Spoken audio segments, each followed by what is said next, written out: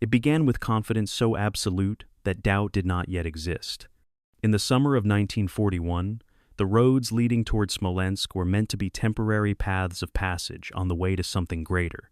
German planners believed the Soviet Union would collapse in weeks, that resistance would shatter under speed, encirclement, and shock. Maps were drawn with arrows that barely slowed. Smolensk was not supposed to be a battle. It was supposed to be a waypoint. But history rarely respects intention. Smolensk sat at the crossroads of empire, a city shaped by centuries of invasion and defense.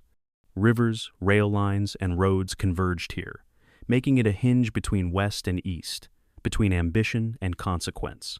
When the German advance reached its outskirts, the momentum of the invasion felt unstoppable. Entire Soviet formations had already been encircled. Territory had fallen at a pace no one had anticipated. And then the war changed its tone. Instead of collapsing, Soviet forces returned again and again. Units appeared where they were not expected. Counterattacks erupted from encirclements that should have been sealed.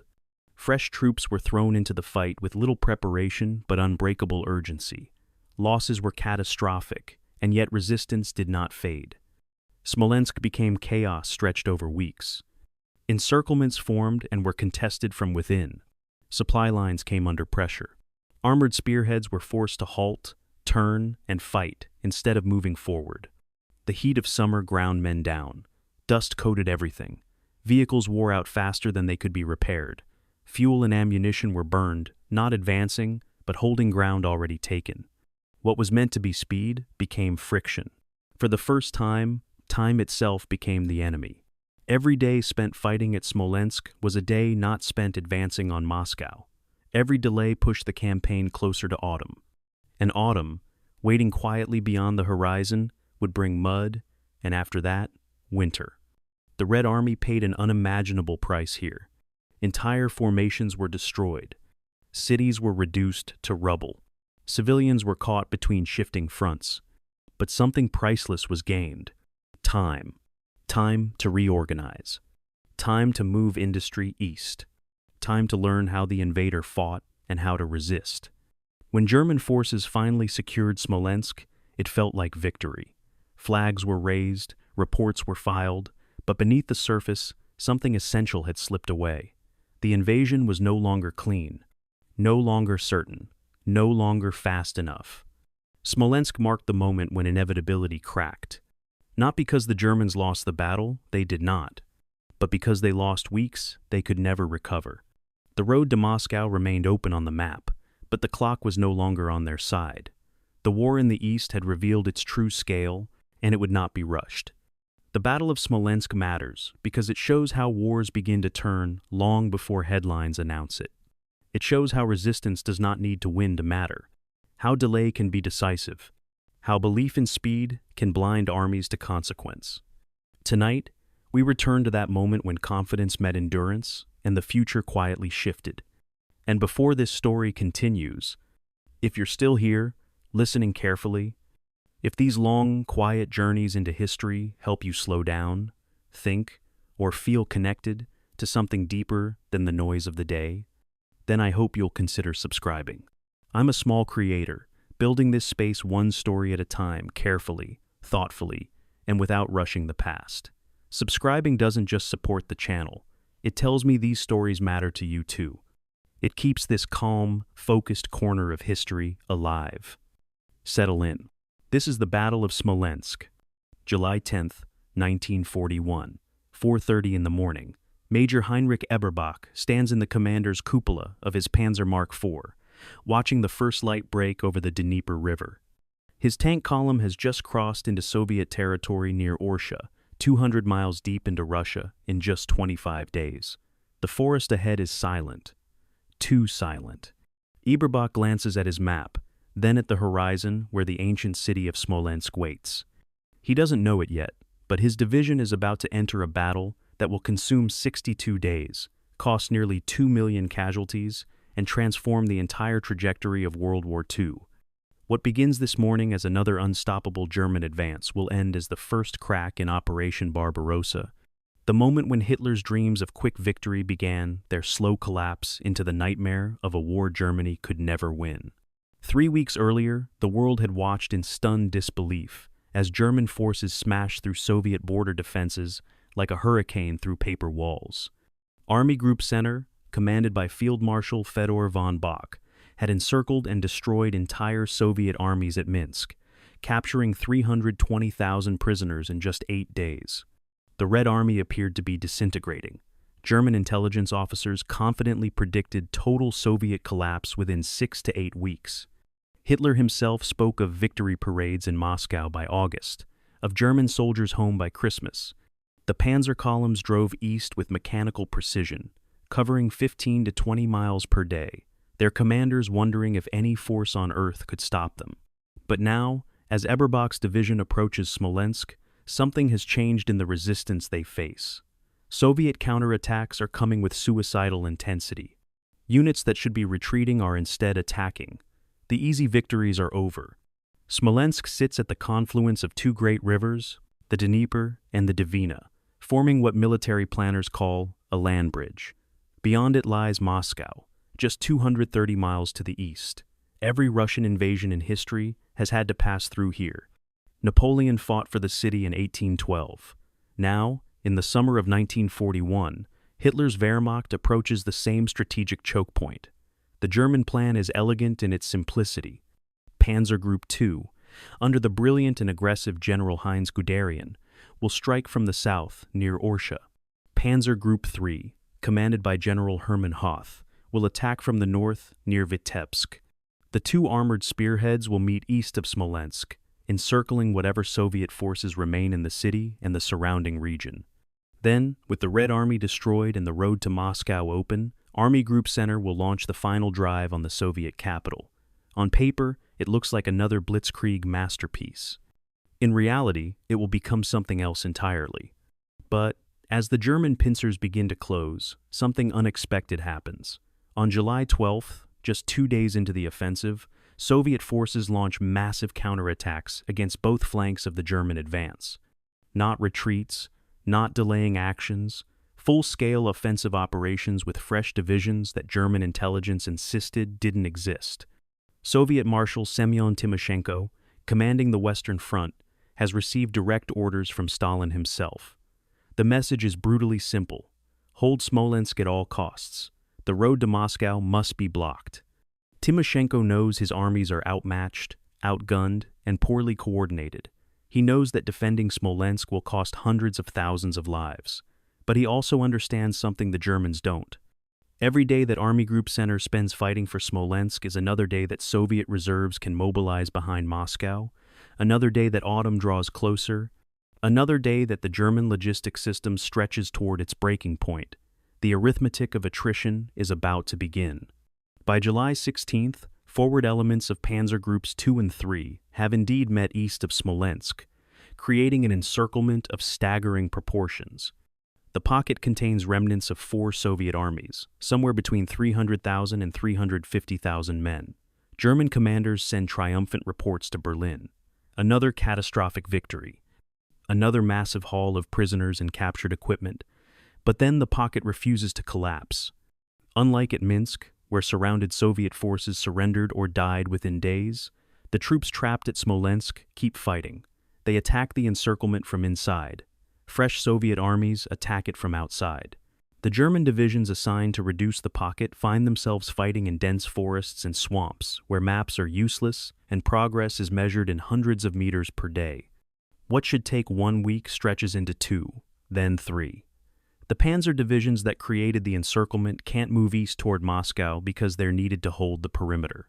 The infantry divisions that should be reducing the pocket are too exhausted to attack effectively. The entire German offensive grinds to a halt. German intelligence officers study their maps with growing unease. The Smolensk salient is 200 kilometers deep, but only 40 kilometers wide at points. It's a narrow corridor of German-held territory, thrust into Soviet lines like a dagger. But daggers can cut both ways. If Soviet forces attack the flanks of this corridor and cut it off, tens of thousands of German troops could be trapped. This is not how blitzkrieg is supposed to work. The entire doctrine depends on rapid movement, on encircling the enemy faster than he can react, on maintaining initiative and momentum. But at Smolensk, for the first time, the Wehrmacht finds itself in a grinding, attritional battle that looks more like World War I than the wars of maneuver they've perfected. Officers who fought in the trenches of Verdun and the Somme recognize the pattern with dread. This is not the quick, clean war they were promised. This is something else, something darker, something that Germany, with its limited manpower and resources, was never designed to win. Meanwhile, in Moscow, Stalin receives hourly updates on the Smolensk fighting with cold calculation. The casualty reports are catastrophic. The Red Army is losing 3 to 4 soldiers for every German killed. Entire divisions are being annihilated. The rate of loss is unsustainable by any normal military logic. But Stalin is not operating by normal military logic. He's operating by the arithmetic of population and geography. The Soviet Union has 3 times Germany's population. The Soviet Union has space to trade for time. If the Red Army can force Germany into this kind of attritional mathematics, if they can make every mile cost enough blood, enough time, enough irreplaceable resources, then the war becomes winnable regardless of tactical defeats. Stalin doesn't need to defeat the Wehrmacht in elegant battles of maneuver. He needs to trap them in a war of exhaustion they can't win. Smolensk, with its horrific casualties and endless delays, is the perfect trap. On July 23rd, German commanders face an uncomfortable reality. The Smolensk pocket still hasn't been fully reduced. Soviet counterattacks are intensifying, not weakening. Fresh Soviet divisions keep appearing, attacking from Velikiye Luki in the north and Gomel in the south. German casualty reports show losses running far higher than expected. Infantry divisions that cross the Soviet border with 12,000 to 14,000 men now field 8,000 to 9,000 effective soldiers. Panzer divisions have lost 30 to 40% of their tanks to combat and mechanical breakdown. Ammunition expenditure is running 3 times higher than pre-war planning assumed. Supply columns are struggling to keep up over roads that are little more than dirt tracks, roads that will turn to impassable mud when the autumn rains come. The questions are starting to form. Can this offensive be sustained? How much longer can we maintain this pace? What happens when the easy victories end? Nobody yet understands that the easy victories already have ended. The German officers studying their maps in late July still believe they're winning. They count the prisoners, the captured tanks and guns, and they assume that Soviet resistance must collapse eventually. The mathematics seem to support them. They're inflicting losses at 3-to-1 or 4-to-1 ratios. They're encircling entire armies. They're driving deeper into Soviet territory every week. But they're measuring the wrong things. They're not measuring time. They're not measuring the irreplaceable core of their army, bleeding away in forests and swamps.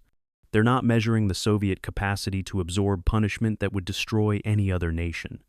Most critically, they're not measuring the approaching autumn, the approaching winter, and the calendar reality that every day spent at Smolensk is a day that Moscow grows stronger. The trap has already closed. They just don't know it yet. The Battle of Smolensk will officially last until September 10th, 62 days of sustained combat that will cost Germany 440,000 casualties and the Soviet Union over 1 million. But those numbers, staggering as they are, don't capture the real significance of what happens here. Smolensk is where the Wehrmacht's aura of invincibility dies. It's where Blitzkrieg meets an enemy willing to sacrifice entire armies for time. It's where German logistics stretch to the breaking point and beyond. It's where Hitler and his generals have their first major strategic argument, a preview of the command dysfunction that will plague German operations for the rest of the war. Most importantly, it's where the calendar starts working against Germany, in a race they don't even know they're running. The road to Moscow is only 230 miles from Smolensk, but those 230 miles might as well be 2,000, because the army that will arrive at Moscow's gates in October will be a broken shadow of the force that crossed the Soviet border in June. And the delay that breaks them begins here, in the forests around Smolensk, in July of 1941. July 18th, 1941, 2:15 in the afternoon, near the small town of Yartsevo, 45 kilometers east of Smolensk, the lead tanks of Guderian's Panzer Group 2 grind to a halt. Through the dust and summer heat shimmer, their commanders spot other German tanks approaching from the north. Panzer Group 3 has arrived. The two pincers of Army Group Center's massive encirclement have met, right on schedule, exactly where the operational maps predicted they would. Radio operators transmit the code phrase back to headquarters. The pocket is closed. Inside this iron ring are trapped the remnants of 4 Soviet armies, somewhere around 300,000 men, according to the best intelligence estimates. It should be another masterpiece of Kesselschlacht, the cauldron battle that has become Germany's signature method of destroying enemy forces. It should be another Minsk, another catastrophic Soviet collapse.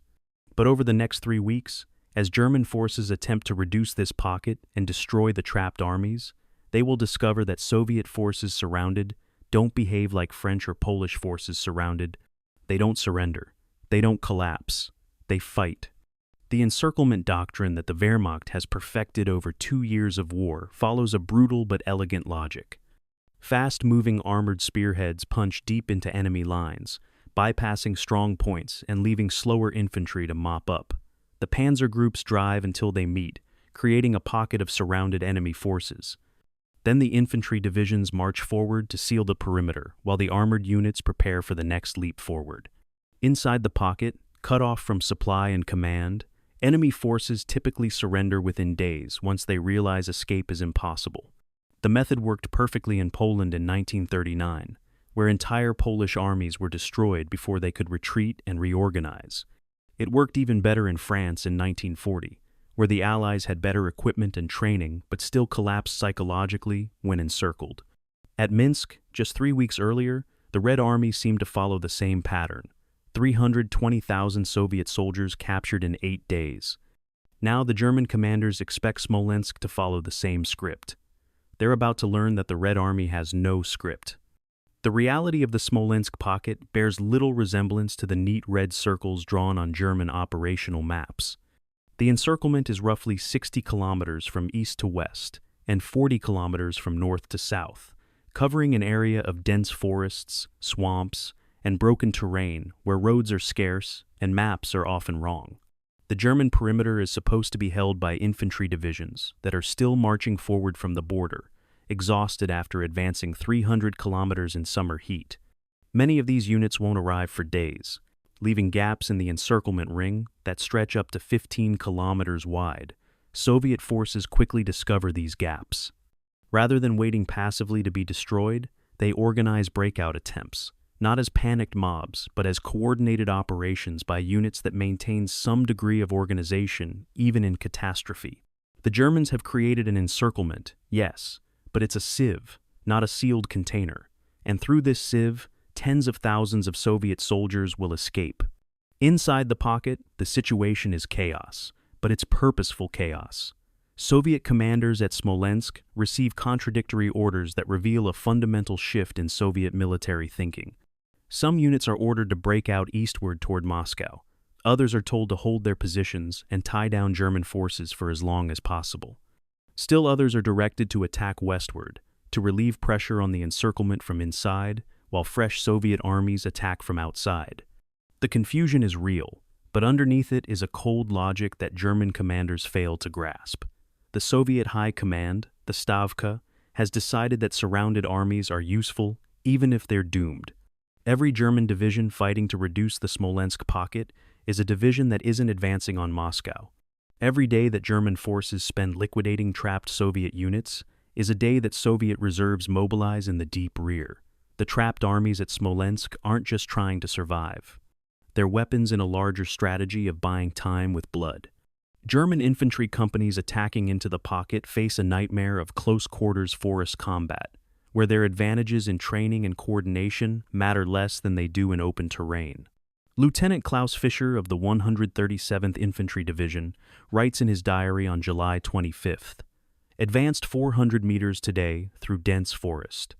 Could not see more than 20 meters in any direction. Soviet positions invisible until we were practically on top of them. Lost 16 men. Don't know how many Russians we killed, if any. Maps are useless. This is not war. This is murder in the dark." The German advance through the pocket proceeds at a crawl, 2 to 5 kilometers per day, instead of the 15 to 20 kilometers they achieved in open pursuit just weeks earlier. Soviet defenders fight from prepared positions, fall back when flanked, then establish new positions a few hundred meters to the rear. They've learned, through bitter experience, that German combined arms tactics are less effective in terrain where tanks can't maneuver and where artillery observers can't see their targets. The mathematics of pocket reduction expose a fatal flaw in German planning. The Kesselschlacht doctrine requires roughly a 3-to-1 numerical advantage for the attacking force to successfully reduce an encirclement in reasonable time. At Smolensk, the Germans have perhaps 1.5-to-1 when you account for all the forces they need to defend the perimeter against external Soviet attacks. The 29th Soviet Army is hammering the northern face of the encirclement. The 30th Army is attacking from the east. The 19th and 20th Armies are striking from the south. German commanders face an impossible geometry problem. They need more troops to reduce the pocket, more troops to hold the perimeter, and more troops to continue advancing toward Moscow. They don't have more troops. The infantry divisions are exhausted. The panzer divisions are down to 50% of their authorized tank strength. For the first time in the campaign, German forces are stretched too thin to accomplish their mission. The doctrine that worked brilliantly in smaller operations is buckling under the scale of the Eastern Front. By August 2nd, 3 weeks after the pocket was formed, German commanders admit a humiliating truth. The Smolensk encirclement will not be reduced quickly. Soviet resistance inside the pocket remains organized and fierce. Worse, the breakouts are succeeding. German intelligence estimates that 30% of the originally surrounded Soviet forces have escaped through gaps in the perimeter, melting into the forests in small groups and either making their way back to Soviet lines or forming the nucleus of partisan bands that will plague German rear areas for years. Compare this to Minsk, where only 5% of surrounded Soviet forces escaped. The difference is instructive. At Minsk, the encirclement was tighter, the German forces fresher, and Soviet command and control had completely broken down. At Smolensk, Soviet commanders maintain enough organization to coordinate breakouts. They're learning. The Red Army of August 1941 is not the Red Army of June. It's being educated in the hardest school imaginable, and the survivors are getting better. The pocket finally collapses on August 5th, 18 days after it was formed, compared to 8 days for the larger Minsk pocket. German forces claim somewhere between 180,000 and 250,000 prisoners, the numbers varying wildly between different reports. Hundreds of tanks and thousands of artillery pieces are captured or destroyed. By any conventional measure, it's a significant tactical victory. But the calendar tells a different story. 18 days of fighting to reduce the pocket. 18 days where the road to Moscow remains blocked. 18 days where fresh Soviet armies are mobilizing in the deep rear. 18 days closer to autumn and the mud season that will paralyze movement. The Wehrmacht is winning battles, but losing the most precious resource of all: time. And time is the one thing Germany doesn't have. German commanders conducting after-action reviews of the Smolensk encirclement identified disturbing patterns. The average German infantry division arrived at the pocket with around 12,500 men. After 3 weeks of reduction combat, the average strength is 9,000 effective soldiers, a 30% reduction. Ammunition expenditure ran 3 to 4 times higher than normal operational planning assumed, creating supply shortages that will take weeks to remedy. Casualty rates among junior officers and NCOs, the backbone of German tactical superiority, are disproportionately high, 36% of total casualties, despite being only 15% of unit strength. These men, the squad and platoon leaders who make German small unit tactics so effective, cannot be quickly replaced. Their loss degrades combat effectiveness far more than raw casualty numbers suggest. The battles are being won, but the army is being consumed. Most troubling is the realization that encirclement, the centerpiece of German operational doctrine, may not work the same way against the Soviets as it did against Western armies. French or British units, when surrounded and cut off from supply, would typically surrender within days once their situation became hopeless. They were professional armies operating within a framework of military convention where surrender under impossible circumstances was considered honorable. Soviet forces operate under different rules. Many commissars and officers know that surrender means eventual death in German captivity, so they choose to fight to the last. Others have internalized the propaganda about German atrocities and prefer death to capture. Still others are simply following orders from Stalin that explicitly forbid surrender under any circumstances. The result is that German forces must destroy Soviet pockets rather than merely accept their surrender.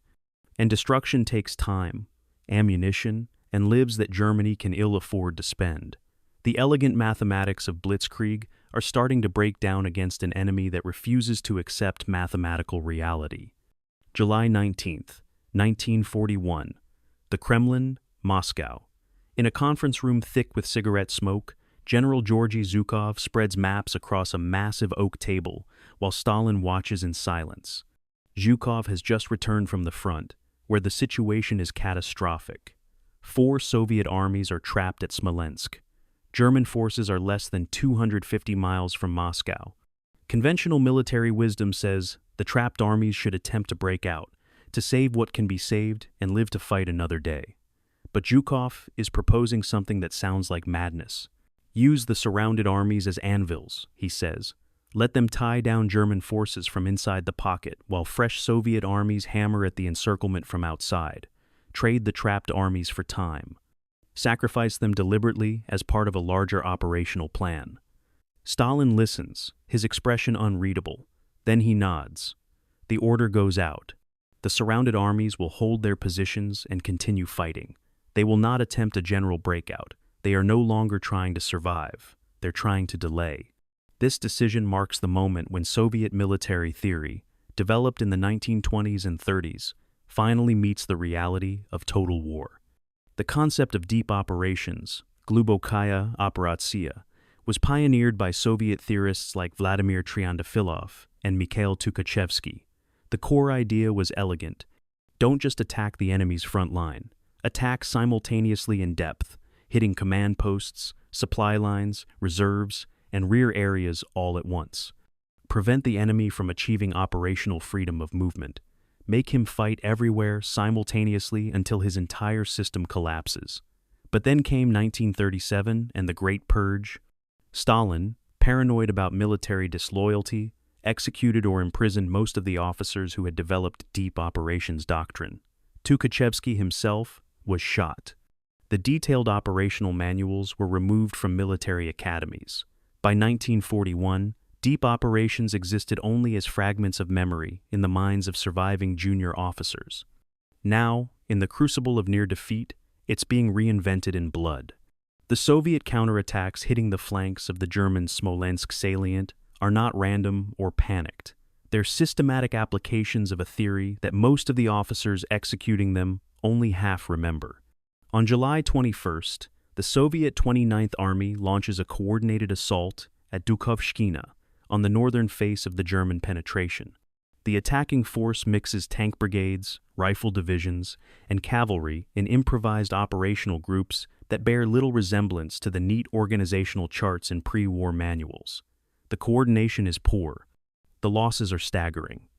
The attack achieves only minimal territorial gains, but it's not trying to achieve territorial gains.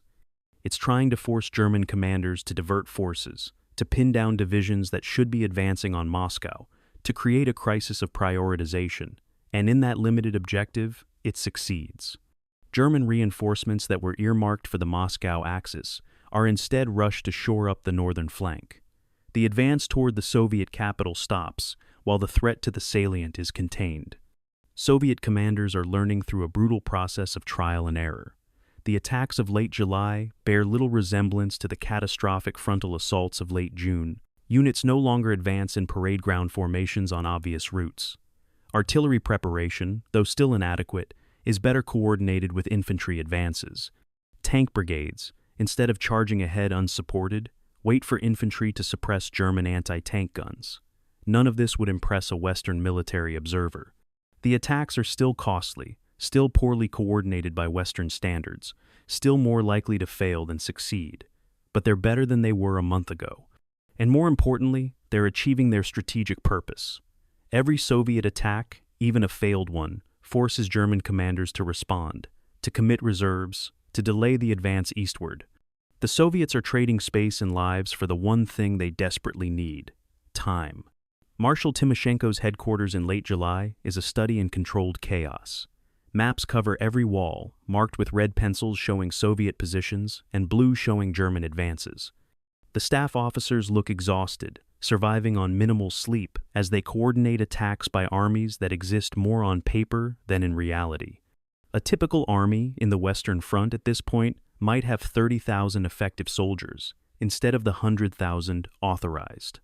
Divisions are fighting at regimental strength. Regiments are down to battalion size. But Timoshenko keeps attacking. On July 23rd, the 30th Army strikes at the eastern face of the Smolensk salient. On July 26th, the 19th Army attacks from the south. On July 31st, the 24th Army, including fresh divisions from Siberia, launches an assault toward Yelnya. None of these attacks achieves breakthrough. All of them bleed the attackers white. But all of them force German divisions to fight on multiple fronts simultaneously, to defend when they want to attack, to delay when they need to advance. The mathematics of this strategy are cold and brutal. Soviet intelligence estimates that each week of German delay at Smolensk allows 5 new Soviet divisions to complete training and move into position behind Moscow. Each week closer to autumn increases the probability that the German offensive will run into the mud season, the Rasputitsa, that turns Russian roads into impassable swamps. Soviet casualties in July alone approach 750,000, killed, wounded, and missing. That's the population of a major city, gone in 30 days. But the Soviet Union has a population of nearly 200 million. Germany has 80 million. If this becomes a war of arithmetic, of population exchange, the outcome is predetermined. Stalin understands this with crystal clarity. His generals are still learning it. But every week of fighting at Smolensk teaches the lesson more clearly. The Red Army doesn't need to win battles. It needs to survive long enough for Germany to bleed out. Behind Moscow, in training camps and staging areas, the next wave of Soviet armies is forming. These are not the professional units of June, the divisions that were destroyed in the first weeks of Barbarossa. These are mobilized reservists, factory workers given rifles and minimal training, peasants pulled from collective farms and taught to march in formation. Their training period has been compressed from 6 months to 6 weeks. Many of them have never seen a tank or artillery piece before arriving at their units. They would be considered barely combat effective by peacetime standards. But peacetime standards are a luxury the Soviet Union can't afford. These half-trained divisions will be fed into the meat grinder of the front, and most of them will be destroyed just like their predecessors. But some will survive, and the survivors will learn. The Red Army is paying tuition in blood, but it's buying an education that will eventually produce the force that reaches Berlin. By early August, German intelligence officers studying Soviet deployments make a disturbing discovery. Despite inflicting catastrophic casualties, they're facing more Soviet divisions than they did in June. The destroyed units are being replaced faster than Germany can destroy them. A captured Soviet operations order reveals the scope of the mobilization. 79 new rifle divisions forming in July and August.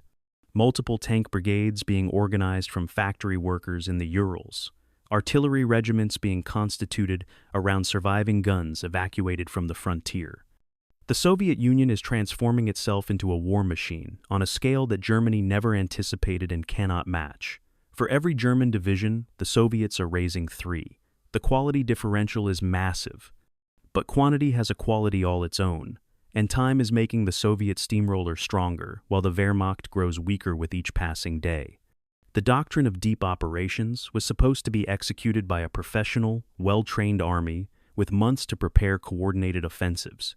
Instead, it's being improvised by depleted divisions and hastily promoted commanders operating with minimal resources under catastrophic conditions.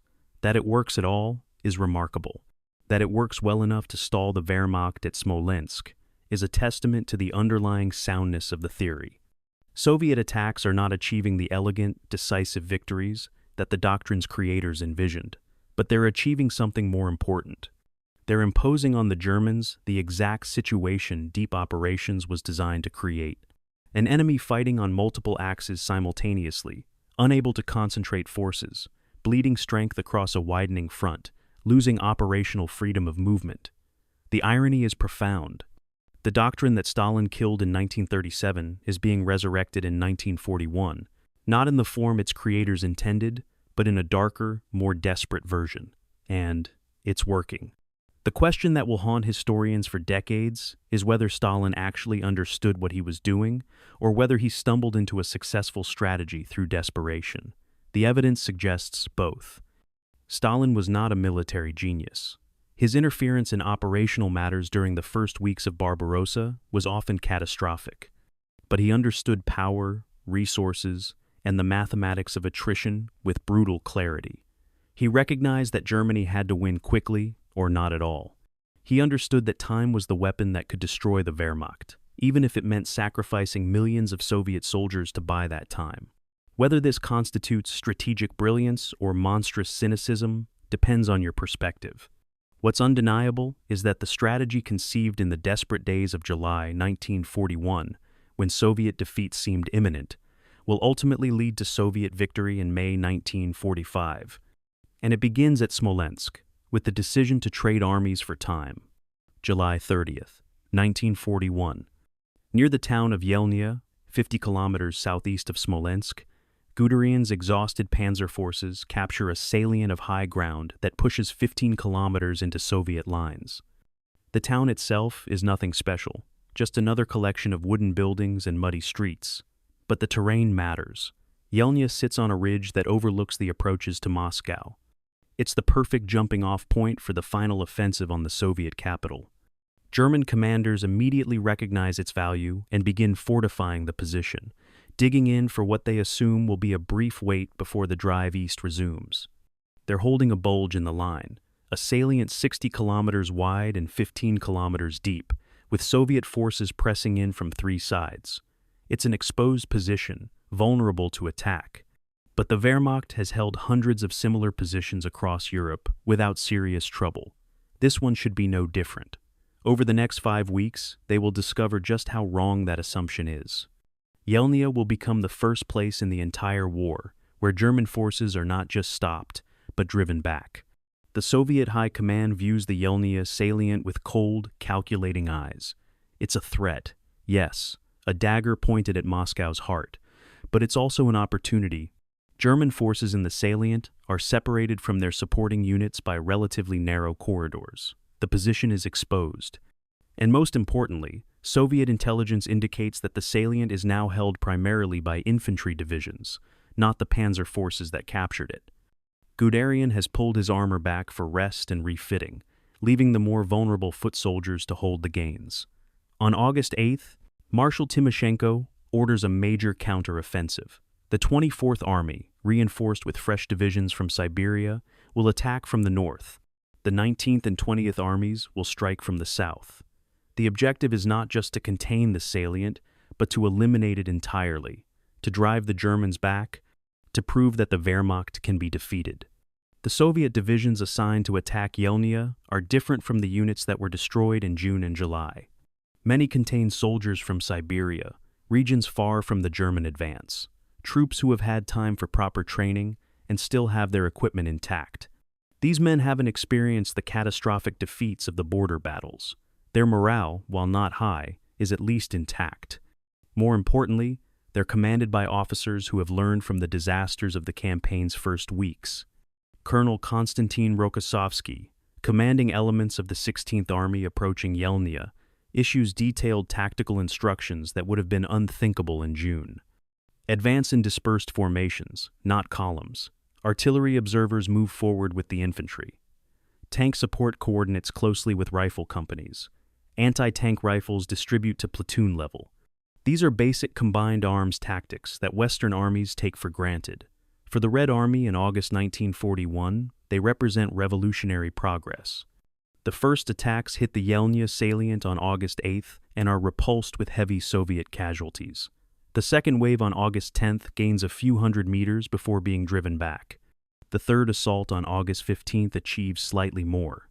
German defenders, primarily the 78th Infantry Division and elements of the 46th Panzer Corps, now fighting as infantry, report increasing pressure but express confidence they can hold. Their defensive positions are well prepared. They have adequate artillery support. The Soviet attacks, while more competent than earlier in the campaign, are still costly and achieving minimal gains. But the attacks keep coming. August 20th, August 25th, August 30th. Wave after wave, coordinated assaults that give the defenders no rest, no time to recover. The German companies are bleeding, slowly at first, then faster. By the end of August, the German situation in the Yelnya salient has become critical. The divisions holding the position have suffered 45,000 casualties in 3 weeks of continuous Soviet attacks. That's more than half their strength.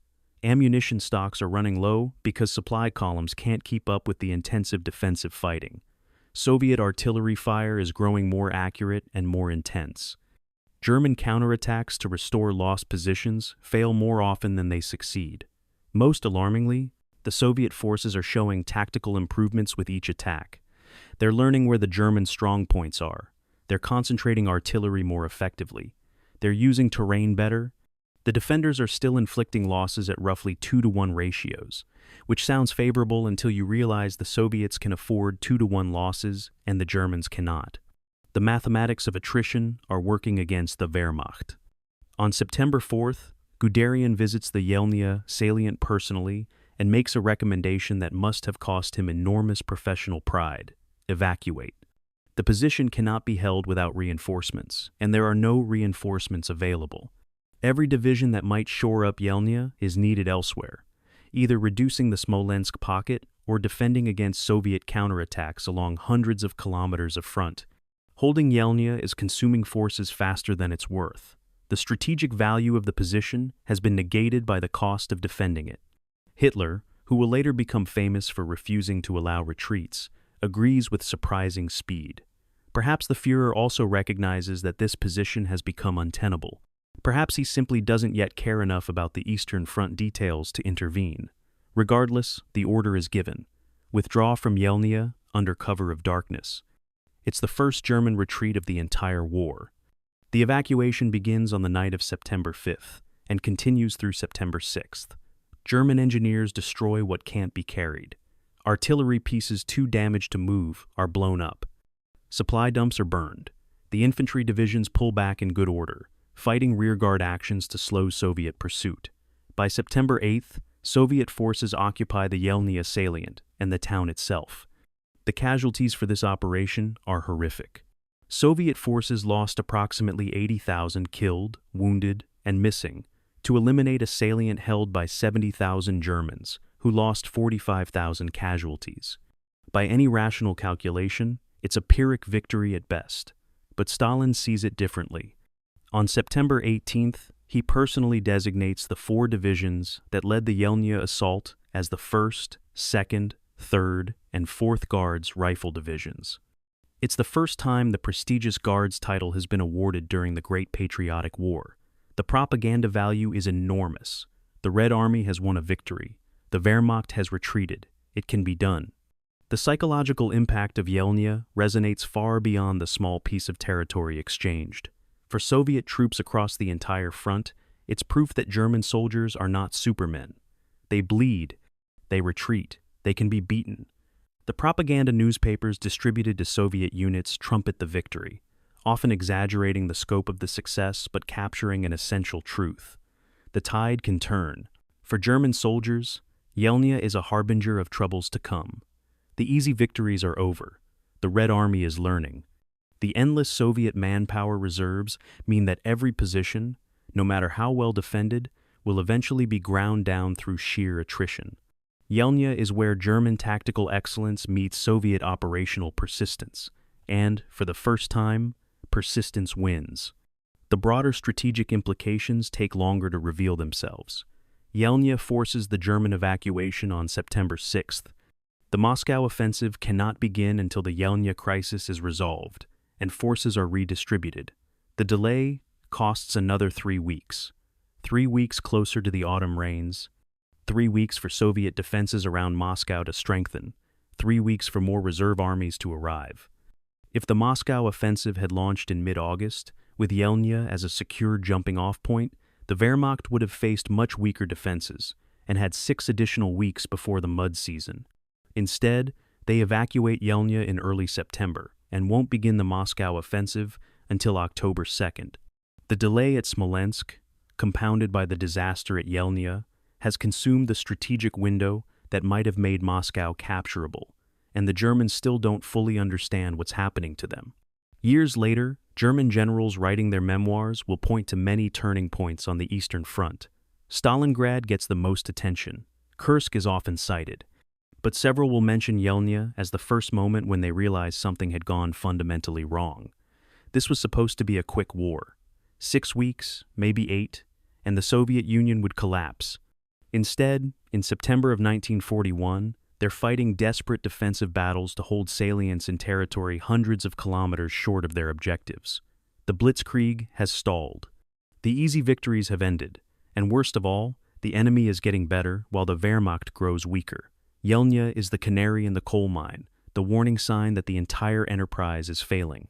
But the warning comes too late and is too subtle for most to recognize. The momentum toward catastrophe is already irreversible. July 25, 1941, a forest clearing near Kislevichi, inside the Smolensk pocket. Lieutenant Werner Koch of the 137th Infantry Division crouches behind a fallen log, trying to make sense of his map. The paper shows a road that should be 300 meters to his left. There is no road, there's a swamp.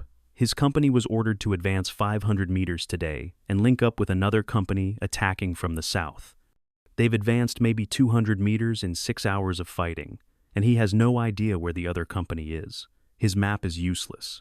Radio communication is impossible under the forest canopy. 3 of his men are dead, 7 wounded, and he thinks they've killed maybe 5 or 6 Soviet soldiers, though it's hard to tell because the bodies disappear into the undergrowth. This is how the reduction of the Smolensk pocket proceeds, meter by meter, casualty by casualty, in thousands of small, vicious engagements that add up to a catastrophe that no amount of operational planning anticipated. While the panzer divisions that created the encirclement receive most of the historical attention, the actual work of destroying the surrounded Soviet forces falls to the infantry. These are the divisions that marched 300 kilometers from the border on foot, carrying their equipment, sleeping in fields, eating whatever field kitchens can provide. They arrived at Smolensk exhausted. Now they're being ordered to attack into dense forests and swamps to eliminate Soviet resistance. The terrain negates almost every German tactical advantage. German combined arms doctrine depends on coordination between infantry, armor, and artillery, but tanks can't maneuver in the forests. Artillery observers can't see their targets through the canopy. The fighting devolves into small unit actions, where visibility is measured in meters and German superiority in training and equipment matters less than simple endurance. The Soviet forces trapped in the pocket are not behaving according to plan. German doctrine assumes that surrounded troops, cut off from supply and command, will collapse psychologically within days. The reality inside the Smolensk pocket is more complex. Some Soviet units have indeed disintegrated into armed mobs. Others have surrendered when the situation became hopeless. But a surprising number maintain organization and continue fighting with desperate intensity. Captured Soviet documents reveal orders from commanders of the 16th and 20th Armies. Resist to the last round. If ammunition runs out, break out in small groups and fight as partisans. Under no circumstances surrender. Many of these orders are being followed, not out of ideological fervor, but because Soviet soldiers have heard about German treatment of prisoners and prefer to die fighting. The result is that German infantry must kill their way through the pocket rather than simply accepting surrenders. A German battalion commander's report from July 30th captures the frustration. Enemy continues resistance despite no supply, no air support, no hope of relief. Our casualties are 40% in 6 days of fighting. Rate of advance 200 to 300 meters per day. Ammunition expenditure 3 times normal allocation. Men are exhausted. Request, relief, or reinforcements. The request is denied. There are no reliefs available. There are no reinforcements. Every German division is needed somewhere, fighting battles across a front that stretches thousands of kilometers. The infantry companies at Smolensk will have to finish the job with the men they have, as exhausted as they are.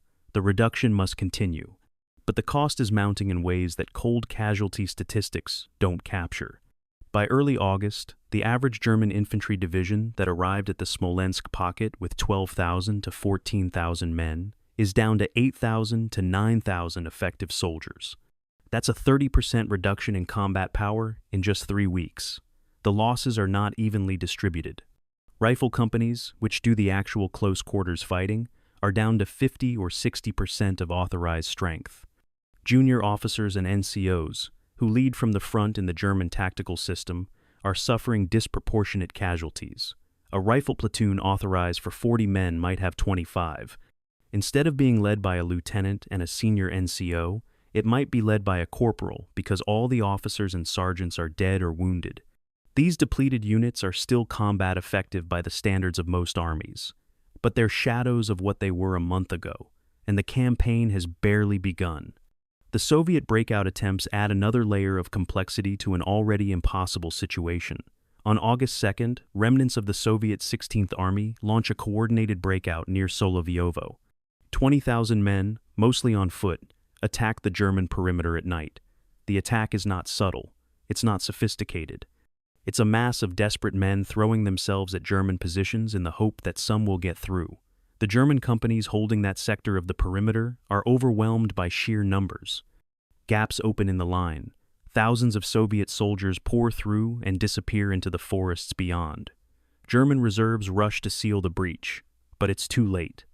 By morning, perhaps 5,000 to 7,000 Soviet soldiers have escaped encirclement. Another 10,000 are dead. The remaining 3,000 are scattered in the forests, some wounded, some lost, some deliberately moving in small groups to evade German patrols. The perimeter is restored, but the incident reveals how porous the encirclement really is. German medical officers treating the wounded from the pocket reduction battles note disturbing patterns. The proportion of wounds from close-range small arms fire is much higher than in earlier battles, indicating that the fighting is happening at distances of a few dozen meters, rather than the longer ranges where German marksmanship superiority matters. Artillery fragment wounds are increasing, suggesting that Soviet artillery inside the pocket, though cut off from ammunition resupply, is being used more effectively in direct support of defensive positions. Sniper wounds, rare in the opening weeks of the campaign, are becoming common as Soviet soldiers learn to use the forest terrain to their advantage. The medical statistics are telling a story that the operational reports obscure. This is not the quick, clean victory that Blitzkrieg promises. This is attrition. This is grinding, mutual destruction. This is the kind of warfare that Germany cannot afford to wage. The field hospitals behind the German lines at Smolensk present scenes that would be familiar to any veteran of the First World War trenches. Overwhelmed medical staff treating German and captured Soviet wounded side by side because the sheer volume of casualties makes segregation impractical. Men with horrific wounds waiting hours for treatment because there aren't enough surgeons. Amputations performed without adequate anesthesia because medical supplies can't keep up with demand. The doctors and nurses are as exhausted as the combat soldiers, working 18-hour shifts, sleeping in tents, watching men die from wounds that would be easily treatable with more resources. One German surgeon writes home in early August, "This is not what we prepared for. The casualties are beyond anything I saw in training. We are losing the war, one hemorrhage at a time." By the time the Smolensk pocket is finally reduced in early August, the true cost becomes apparent. The Germans have captured somewhere between 180,000 and 250,000 prisoners, the numbers varying wildly depending on which report you read. They've killed perhaps another 50,000 to 70,000 Soviet soldiers in the fighting. They've seized or destroyed hundreds of tanks and thousands of artillery pieces. It's a significant tactical victory, but the butcher's bill for the German army is catastrophic. 45,000 casualties in the units that reduced the pocket. 3 weeks of intensive combat that consumed ammunition, destroyed equipment, and exhausted the soldiers in ways that rest and refitting cannot quickly remedy. Most critically, the pocket reduction cost time. 18 days from encirclement to final collapse, compared to 8 days at Minsk. 18 more days that Moscow uses to prepare defenses.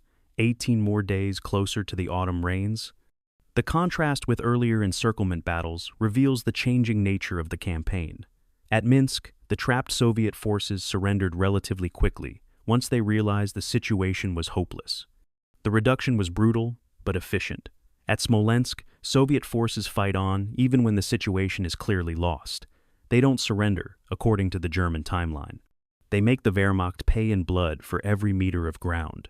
This difference in behavior has profound implications. It means that German encirclements, even successful ones, will consume time and resources that the Wehrmacht can't spare.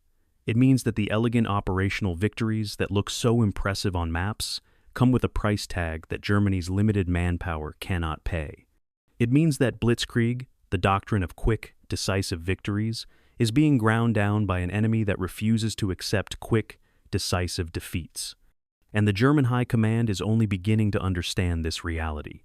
August 4th, 1941. The Wolfschanze, Hitler's headquarters deep in the East Prussian forests. A tense conference is underway in the map room. Field Marshal Fedor von Bock, commander of Army Group Center, has traveled from the front to make his case personally. His argument is simple and passionate. Moscow is 230 miles away. Soviet defenses between Smolensk and the capital are weak. Army Group Center has the strength, barely, to make one more major offensive before the autumn rains.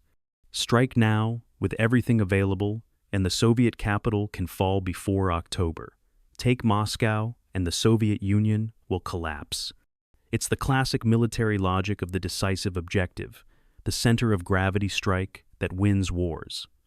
Von Bock speaks with the authority of a commander who has just overseen the encirclement and destruction of multiple Soviet armies. He knows his business. He expects his strategic judgment to be respected. But Hitler is thinking about something else. He's thinking about Ukraine. The Führer's counter-argument reveals a fundamentally different understanding of how wars are won. Moscow is a city, Hitler says, a symbol. Taking it might embarrass Stalin, but it won't destroy Soviet fighting capacity. Ukraine, on the other hand, holds 60% of Soviet coal production, 40% of grain production, and massive industrial centers. The Donbass coal mines alone are worth more than 100 Moscows from an economic perspective. Moreover, if Army Group Center drives on Moscow while leaving massive Soviet forces intact in Ukraine, those forces will threaten the German flanks and supply lines.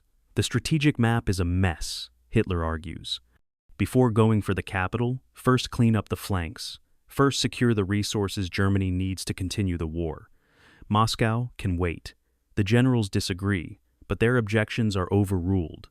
On August 12th, Hitler issues Directive No. 34. The priority shifts to Ukraine. Guderian's Panzer Group 2 will turn south. The Moscow offensive is postponed. The strategic debate raging through the German High Command in August 1941 exposes fundamental disagreements about the nature of the war they're fighting.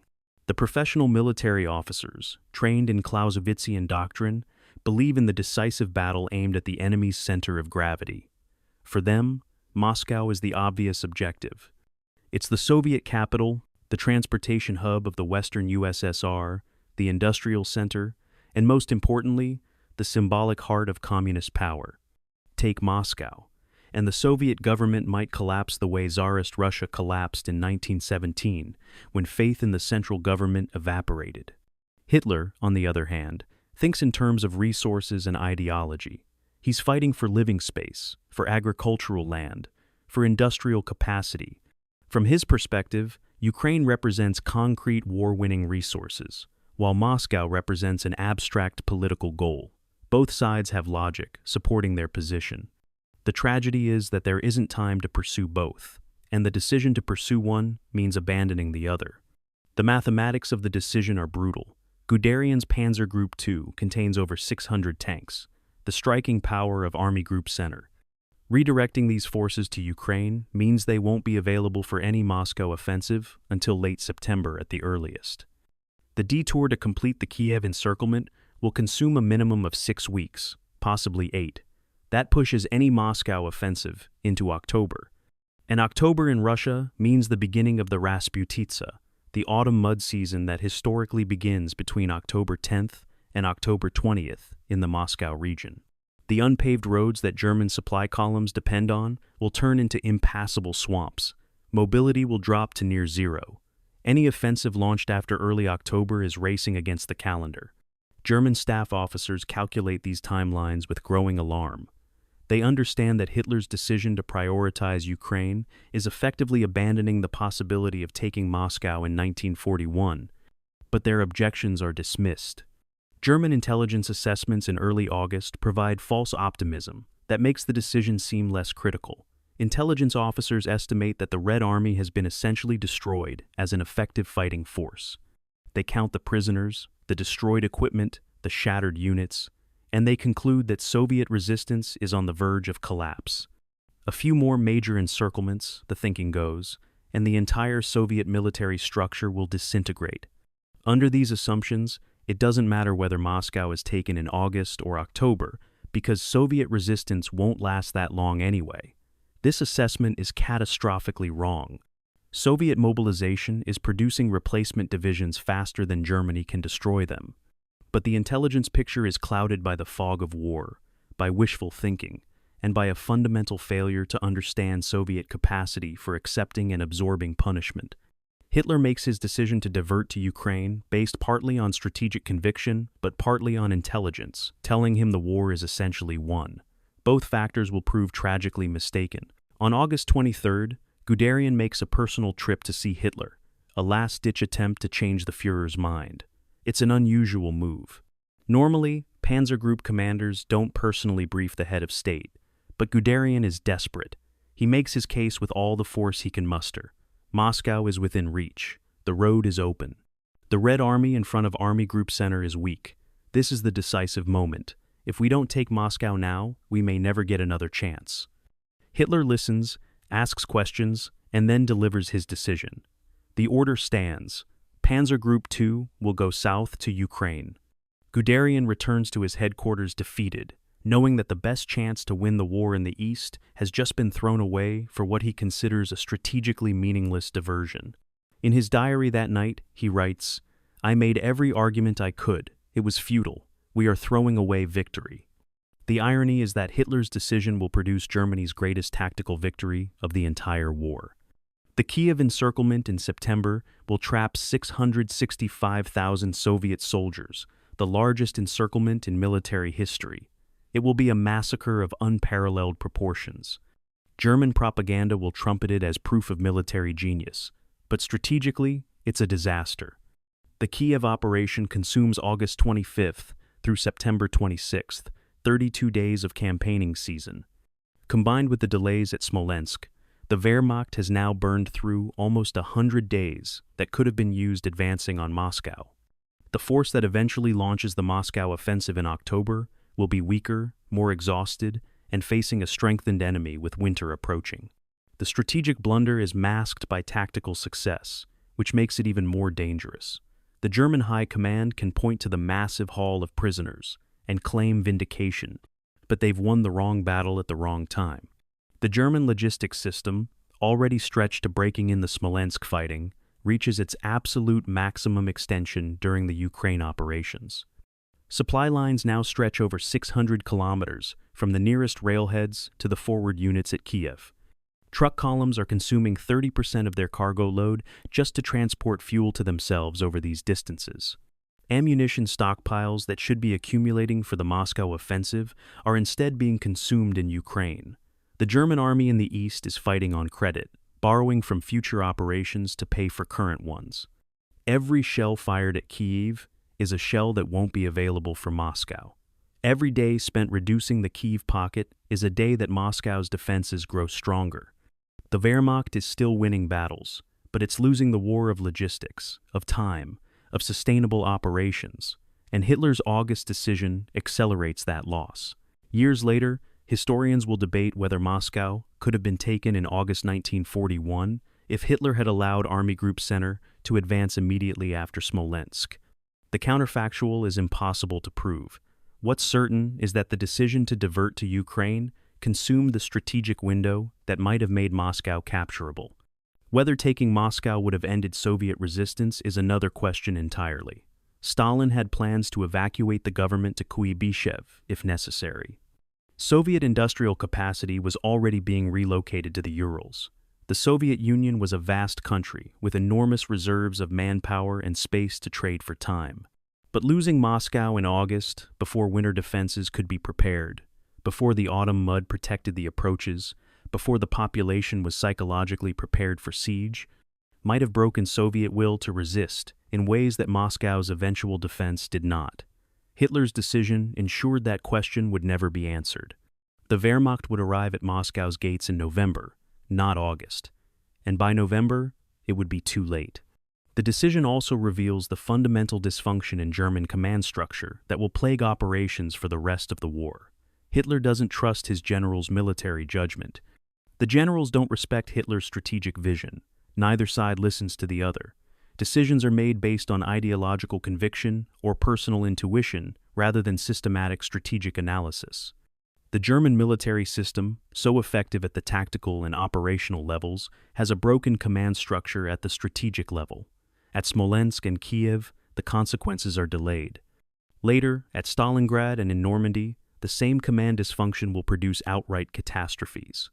But the pattern establishes itself here, in August 1941, when the Führer overrules his field commanders and diverts the main effort toward a strategically peripheral objective. Germany wins the Kiev battle, but the decision to fight it costs them the war. August 1st, 1941. The Kremlin, deep beneath Moscow. Stalin sits at his desk reviewing casualty reports from the Western Front. The numbers are apocalyptic. 750,000 Soviet soldiers lost in July alone. Dead, wounded, captured, missing. Entire armies have ceased to exist. The maps show German forces less than 300 miles from Moscow. Any rational assessment would conclude that the Soviet Union is on the verge of defeat, but Stalin shows no emotion as he reads the reports. He lights his pipe, studies the papers for a long moment, then looks up at his chief of staff. "How many new divisions ready?" he asks. The answer is 23 divisions in August, with 30 more forming in September. Stalin nods. The calculation in his mind is cold and clear. He can lose 3 armies for every 1 Germany destroys and still field a larger force. The question is not whether the Red Army can win battles. The question is whether it can survive long enough for Germany to bleed out. Every day of delay at Smolensk is a day closer to that goal. Soviet military intelligence, the GRU, has been conducting detailed analysis of German logistics capabilities. On August 10th, a report lands on Stalin's desk that confirms his strategic intuition. German forces have advanced approximately 600 kilometers from their start line. Based on captured documents, interrogation of prisoners, and observation of German supply operations, GRU analysts estimate that the Wehrmacht can sustain offensive operations for another 300 to 400 kilometers maximum before their logistics system collapses. Beyond that range, truck transport cannot maintain adequate supply flow. Rail conversion from Soviet gauge to German gauge cannot keep pace with the advance. The German army will reach a culminating point where it must pause to consolidate supply lines or risk operational paralysis. Stalin studies the report, does the mental arithmetic, and reaches a conclusion. Let them come. Let them extend themselves. Every kilometer they advance makes them weaker, and we will be waiting. The scale of Soviet mobilization in the summer of 1941 is staggering and largely invisible to German intelligence. Entire divisions are forming in the Urals, in Siberia, in Central Asia, regions hundreds of kilometers beyond German reconnaissance range. The Soviet Union is transforming its entire economy into a war machine. Factory workers are being handed rifles and given 6 weeks of training before being sent to the front.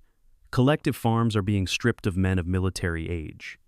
The demographic advantage is being converted into military power with brutal efficiency. The quality of these hastily mobilized units is poor by peacetime standards. Many soldiers have never fired their rifles before arriving at the front. But quality can be improved with experience. Quantity provides the time for that experience to develop. And the Soviet Union has quantity in reserves that Germany cannot match. On August 16th, Stalin issues orders that reveal the scope of his strategic vision. Mobilize 79 new rifle divisions immediately. Accelerate industrial evacuation from Ukraine and Western Russia to the Urals and Siberia. Prepare defensive positions in depth around Moscow. The orders acknowledge implicitly that massive territory will be lost.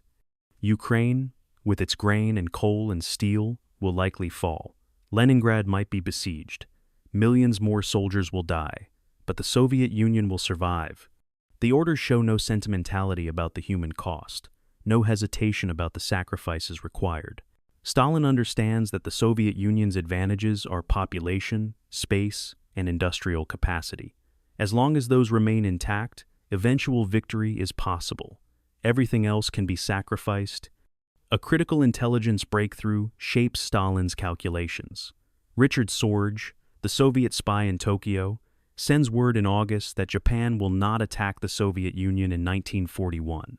Japanese strategic attention is focused on Southeast Asia and the Pacific, not Siberia. This single piece of intelligence is worth dozens of divisions.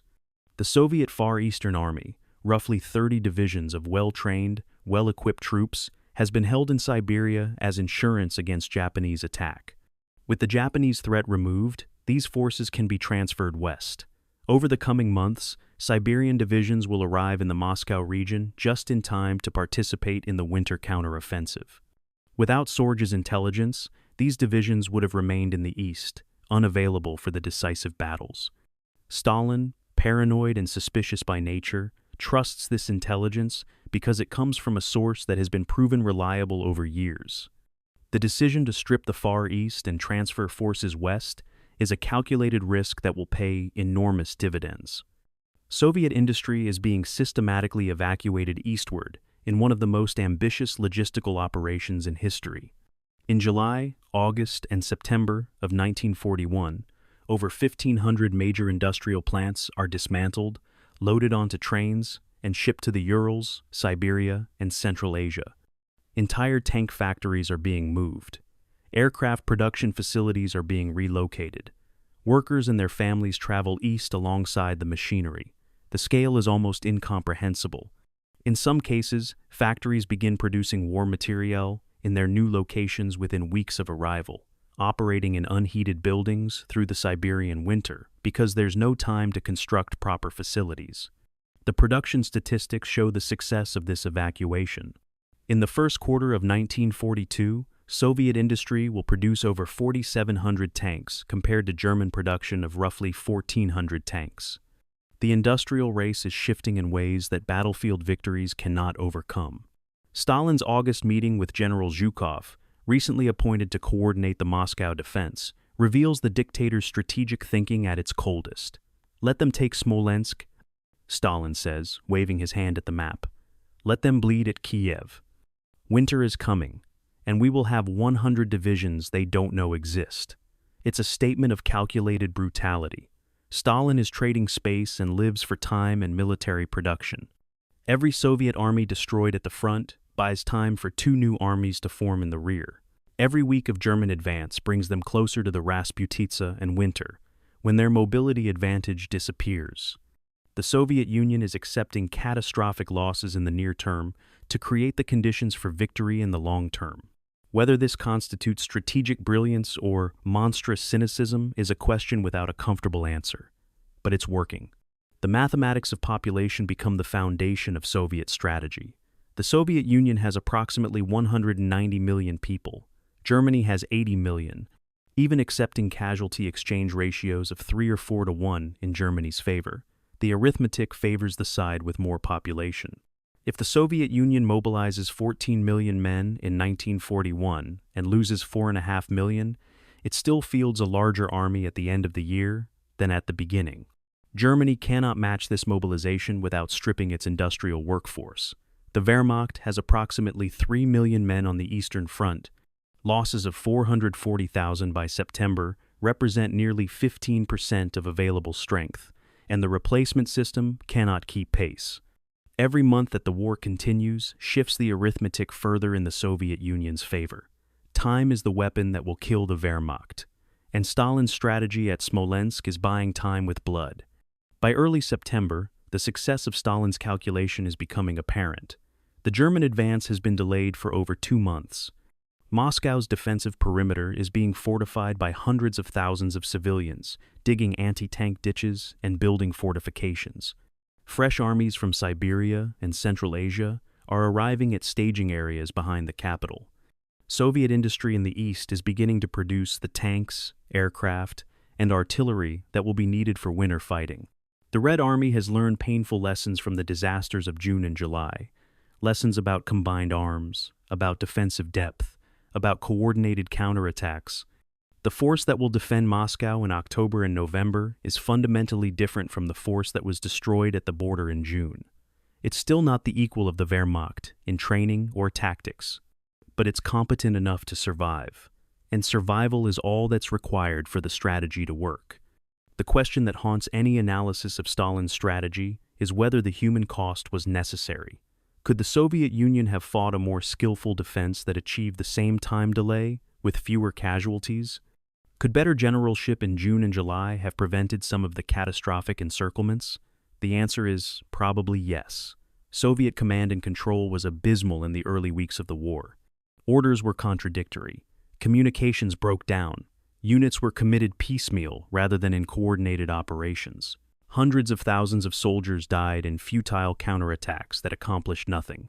A more competent defense might have saved lives while achieving the same strategic result. But Stalin didn't have a more competent army in June 1941. The purges of 1937 had killed or imprisoned the most capable officers. The doctrine of deep operations had been suppressed. The Red Army that faced the Wehrmacht in June was the army Stalin had created, and its incompetence was his fault. The only advantage it had was numbers and space. Stalin used those advantages with ruthless efficiency, spending lives like currency to buy the time needed for victory. The strategy worked, but the cost was paid in millions of Soviet dead. August 15, 1941. Army Group Center headquarters, somewhere in occupied Belarus. A staff officer compiles the weekly strength report, cross-checking returns from subordinate divisions. The numbers tell a story that nobody wants to acknowledge. When Operation Barbarossa launched on June 22nd, Army Group Center fielded 50 divisions, totaling approximately 1 million men. 8 weeks later, those same divisions field approximately 750,000 effective soldiers, a 25% reduction. The losses aren't evenly distributed. Infantry divisions average 50 to 65% of authorized strength. Panzer divisions report that half their tanks are inoperable due to combat damage or mechanical breakdown. Most alarmingly, the casualty rates among junior officers and NCOs are catastrophically high. These are the squad and platoon leaders, the corporals and sergeants who make German small unit tactics so effective. They lead from the front and die disproportionately. Their loss degrades combat capability far more than raw numbers suggest. The staff officer finishes his report and files it with a sense of creeping dread. The Wehrmacht is winning every battle, but losing the arithmetic that determines who wins wars. The German replacement system was designed for a short war. Pre-war planning assumed that Operation Barbarossa would last 6 to 8 weeks, with perhaps 200,000 casualties total. The system was sized to replace losses at that level. By August, actual casualties have reached 440,000, killed, wounded, and missing. The replacement depots in Poland and Germany are producing about 12,000 trained soldiers per week and shipping them east. But the front is consuming 18,000 soldiers per week. The deficit is compounding. Every week, the German army in the east is getting weaker by 6,000 men that cannot be replaced. This might seem sustainable in the short term, but it's a death spiral over months. The Wehrmacht is literally bleeding to death, 1 week at a time, and there's no mechanism to stop it short of ending the offensive entirely. The casualty patterns reveal disturbing trends that statistics alone don't capture.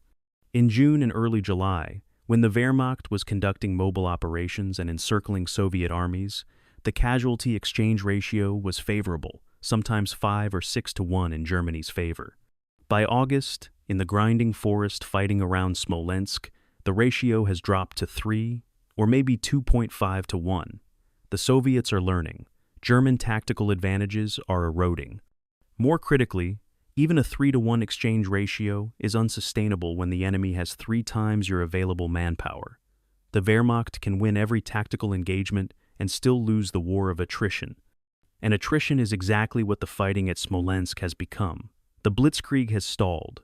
What remains is mutual destruction, and mutual destruction favors the side with more bodies to throw into the grinder.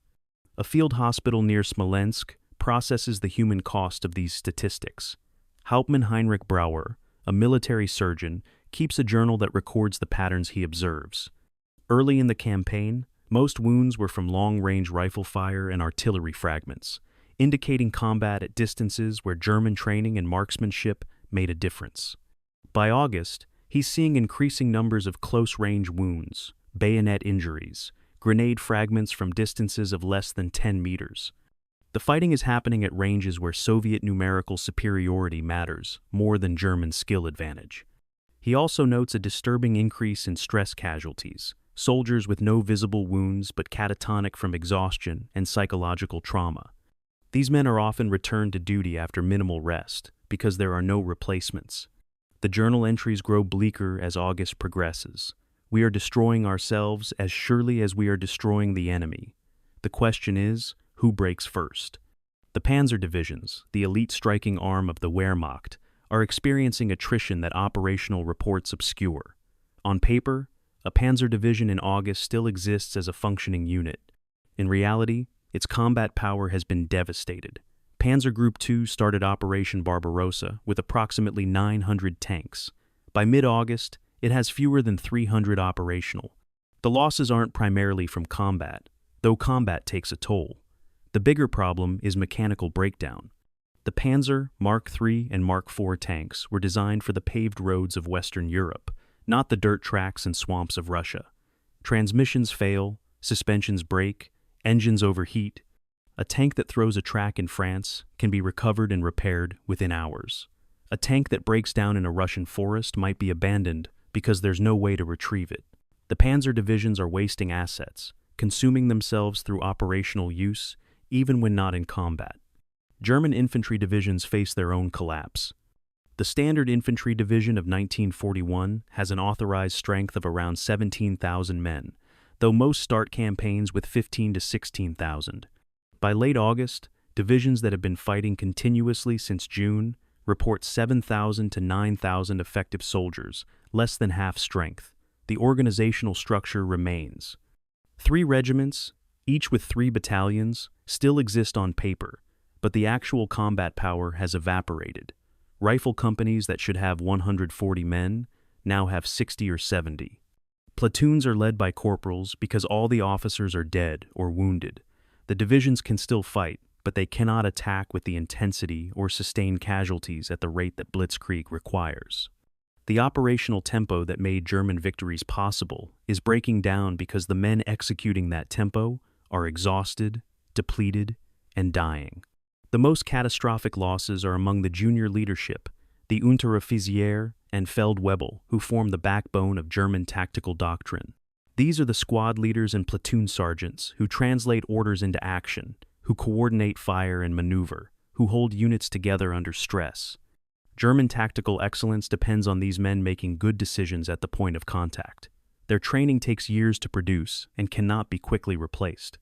Casualty statistics show that junior leaders constitute about 15% of unit strength, but represent 36% of casualties. They're dying twice as fast as ordinary soldiers because German doctrine requires them to lead from the front, to be first through the breach, to expose themselves to greater danger. By September, some rifle companies are being led by men who were privates in June, promoted through catastrophic attrition rather than training and experience. The quality of German tactical performance is degrading in ways that cannot be fixed with a few weeks of rest. Comparison with earlier campaigns reveals how unsustainable the Eastern Front has become. The entire France campaign of May and June 1940 cost the Wehrmacht approximately 185,000 casualties across all branches of service. That was for conquering France, Belgium, and the Netherlands, forcing the British Expeditionary Force into the sea at Dunkirk, and achieving what many considered the most brilliant military campaign in modern history. The first 8 weeks of Operation Barbarossa have cost 440,000 casualties, more than double the France campaign, and the strategic objective of defeating the Soviet Union seems further away than ever. The The rate of loss is unprecedented in German military experience. If it continues, Army Group Center will be a hollow shell by October, incapable of major offensive operations, regardless of what objectives the High Command sets. German logistics officers calculate the ammunition expenditure rates with growing alarm. Pre-war planning assumed that artillery batteries would fire a certain number of shells per day based on France's campaign experience. The actual expenditure at Smolensk runs 3 to 4 times higher. Soviet forces defend in depth, requiring repeated bombardments. Soviet counterattacks are more intense than anything faced in France, requiring more defensive fire. The ammunition stockpiles that were supposed to sustain the army through the capture of Moscow are being consumed at Smolensk. Supply officers are making hard choices, rationing shells to prioritize critical operations, leaving some attacks unsupported because there simply isn't enough ammunition. The Wehrmacht is discovering that fighting the Red Army requires more resources than fighting the French or British, but the German logistics system was never sized for this level of intensity. By early September, the strength reports cannot be ignored any longer. Army Group Center has lost the equivalent of 26 full-strength infantry divisions worth of casualties. Think about that number. 26 divisions. That's an entire army group destroyed in 2.5 months of fighting. The divisions still exist organizationally, but their combat power has been shredded. Field Marshal von Bock requests massive reinforcements to reconstitute his forces before attempting a Moscow offensive. The request is partially denied. Some replacements are sent, but nowhere near enough to restore the divisions to full strength. There simply aren't enough trained soldiers in the replacement system. Germany has already mobilized most of its available manpower. There are no strategic reserves, no great pool of replacement divisions waiting in the rear. What you see is what you have. And what Army Group Center has in September is a weakened, exhausted force that has bled itself nearly white, achieving victories that haven't ended the campaign. The terrible irony is that these casualty rates are still considered sustainable by German high command because the Wehrmacht keeps winning battles. Smolensk falls. Kiev is about to be encircled. Hundreds of thousands of Soviet prisoners are taken. The maps show deep penetrations into Soviet territory. Surely, the generals think, the Red Army must collapse soon. Just a few more battles, a few more encirclements, and Soviet resistance will break. This optimism is possible only because German intelligence has completely failed to grasp the scale of Soviet mobilization. The Germans don't know about the 79 new divisions forming in August and September. They don't know about the industrial evacuation. They don't understand that the Soviet Union can sustain 3-to-1 casualty ratios indefinitely because of its vast population advantage. The Wehrmacht is trapped in a war of attrition it cannot win, but German commanders don't realize it yet because they're still winning the battles. By the time they understand the mathematical reality, it will be too late. The army that might have won the war in June has been consumed by August, and what remains will not be enough for the trials ahead. July 15, 1941, near the village of Krychev, southeast of Smolensk. The Soviet 152nd Rifle Division receives orders to counterattack German positions along the Soj River. The division commander, Colonel Fyodor Mikhailov, organizes his attack the way he was trained in peacetime maneuvers. 3 regiments advance in column formation along the main road, flags flying, officers on horseback, troops marching in neat ranks as if on parade. It's textbook Soviet doctrine from 1939. It's also suicidal. German observers spot the columns from 5 kilometers away. Artillery fire begins before the Soviet troops even deploy for combat. Luftwaffe dive bombers arrive within minutes. The division is destroyed in less than 2 hours without ever engaging German infantry. 7,000 men, dead, wounded, or scattered. The survivors stumble back through the forests, leaderless, many abandoning their weapons. It's the kind of catastrophic defeat that has been repeated across the entire front for 3 weeks. But something different happens next. The division is rebuilt, and 2 weeks later, it attacks again. And this time, it does everything differently. July 29th, same location. The reconstituted 152nd Rifle Division, now under a new commander, receives another attack order. This time, the approach is transformed. Units advance in dispersed formations, using forests for concealment. The attack jumps off at night to avoid Luftwaffe intervention. Artillery preparation focuses on known German strongpoints identified through reconnaissance. Infantry companies coordinate with the division's few remaining tanks. Instead of advancing separately, anti-tank rifles distribute down to platoon level, giving small units the ability to engage German armor. The attack is still costly. The division takes heavy casualties and gains only 3 kilometers of ground before being halted by German counterattacks. But it's no longer a massacre. The Germans are forced to commit reserves. Soviet units maintain organization under fire. Wounded are evacuated. The division withdraws in good order rather than disintegrating. A German after-action report notes with surprise, enemy coordination improving, encountering prepared positions and coordinated fire. This is not the Red Army of 3 weeks ago. The transformation happening across the Soviet Western Front in July and August of 1941 is one of the most remarkable stories of institutional learning under pressure in military history. The Red Army of June was an organization that had been systematically destroyed by Stalin's purges, stripped of its most capable officers, taught doctrine that prioritized political reliability over tactical competence. It was slaughtered in the opening weeks of Barbarossa, losing entire armies in days. By any rational assessment, it should have collapsed completely. Instead, it began to learn, not gradually, not systematically, but through brutal natural selection. The units that fought stupidly were annihilated. The officers who gave suicidal orders were killed or relieved. What remained were the survivors, and the survivors were teaching themselves how to fight through the hardest school imaginable. Trial by fire compressed years of tactical education into weeks of catastrophic combat. Soviet officers maintaining enough coherence to analyze what went wrong are making systematic changes. Captain Dmitry Volkov, a company commander in the 19th Army, keeps a diary that documents the evolution. July 10th, advanced in line across open field. Germans saw us 2 kilometers away, lost half my company before we closed to 500 meters. July 17th, same type of attack but used ravines for approach. Only lost 20% getting into assault range. Actually reached German trenches before being driven back. July 24th, night attack, infiltration tactics. Small groups advancing separately, supporting each other. Reached German positions and held them for 2 hours before counterattack. We are learning. The diary entries are snapshots of an army teaching itself, one small unit at a time, how to survive against a superior enemy. The weapons improvements, modest as they are, make a difference.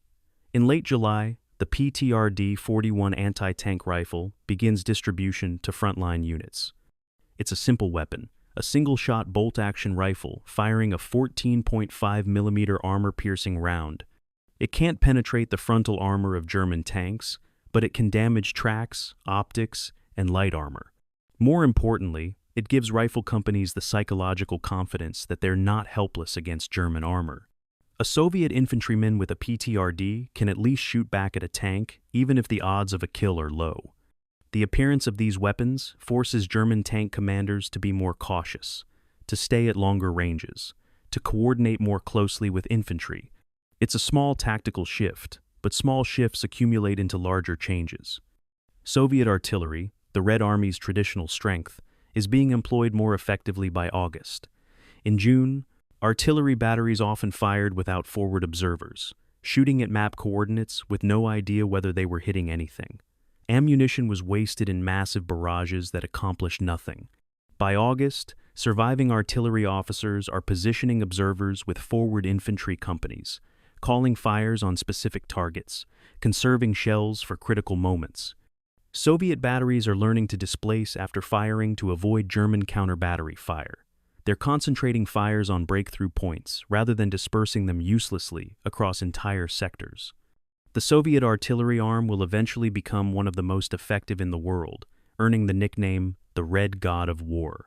That reputation is being forged in the forests around Smolensk, where battery commanders are learning through trial and error what works and what gets their guns destroyed.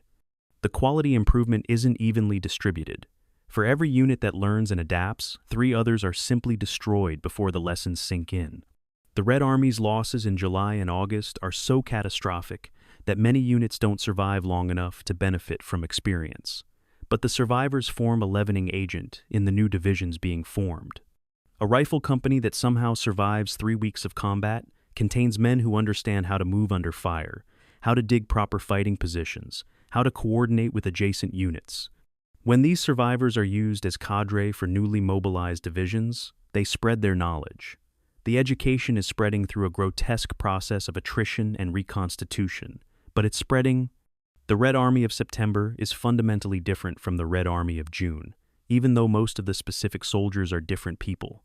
The institutional knowledge is starting to accumulate. The most significant change is psychological. Soviet soldiers in June were stunned by the speed and coordination of German attacks, paralyzed by Luftwaffe air superiority, convinced they were facing an invincible enemy.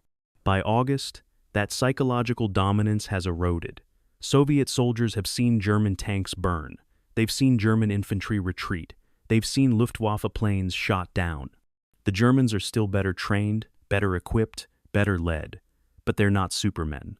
They bleed, they die, they can be killed. This shift in mindset is harder to measure than casualty statistics or kilometers of territory, but it's equally important.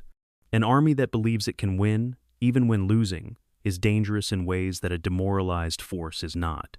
The Red Army of August still loses more battles than it wins, but it's no longer defeated before the first shot is fired. Soviet command is also evolving, though more slowly and painfully.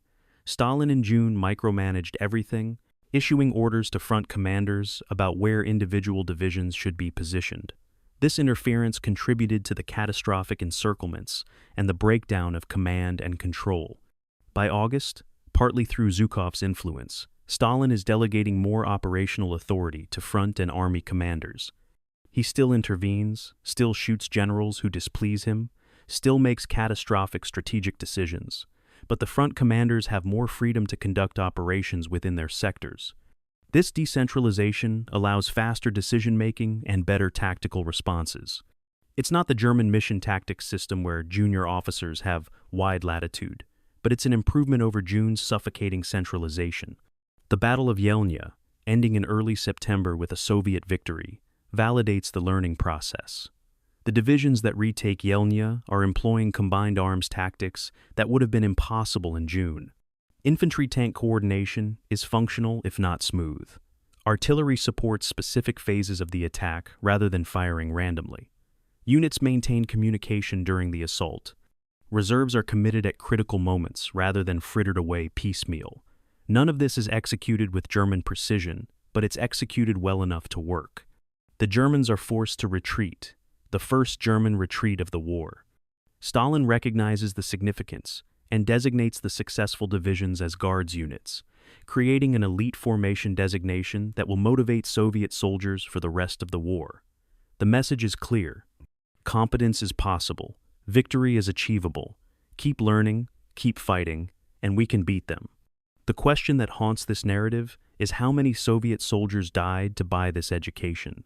The casualties from July through September approach 1 million men. That's the population of a major nation, sacrificed in 10 weeks to teach the Red Army how to fight. Could the learning have happened faster, with better initial training, with competent generalship, with the doctrine that Stalin purged in 1937? Almost certainly yes. The Red Army paid an obscene price for lessons that shouldn't have needed to be learned in combat, but history is made by what happened, not what should have happened. The Red Army of June, 1941, was the army that Stalin's purges created, incompetent and unprepared. By September, through a process of mass death and desperate adaptation, it had become something different. Still not the equal of the Wehrmacht, but competent enough to survive. And survival, in August 1941, constitutes a victory more significant than most people realize. The Red Army that will defend Moscow, that will counterattack in December, that will eventually reach Berlin, is being forged in these terrible weeks at Smolensk. The tuition is paid in blood, but the education is real.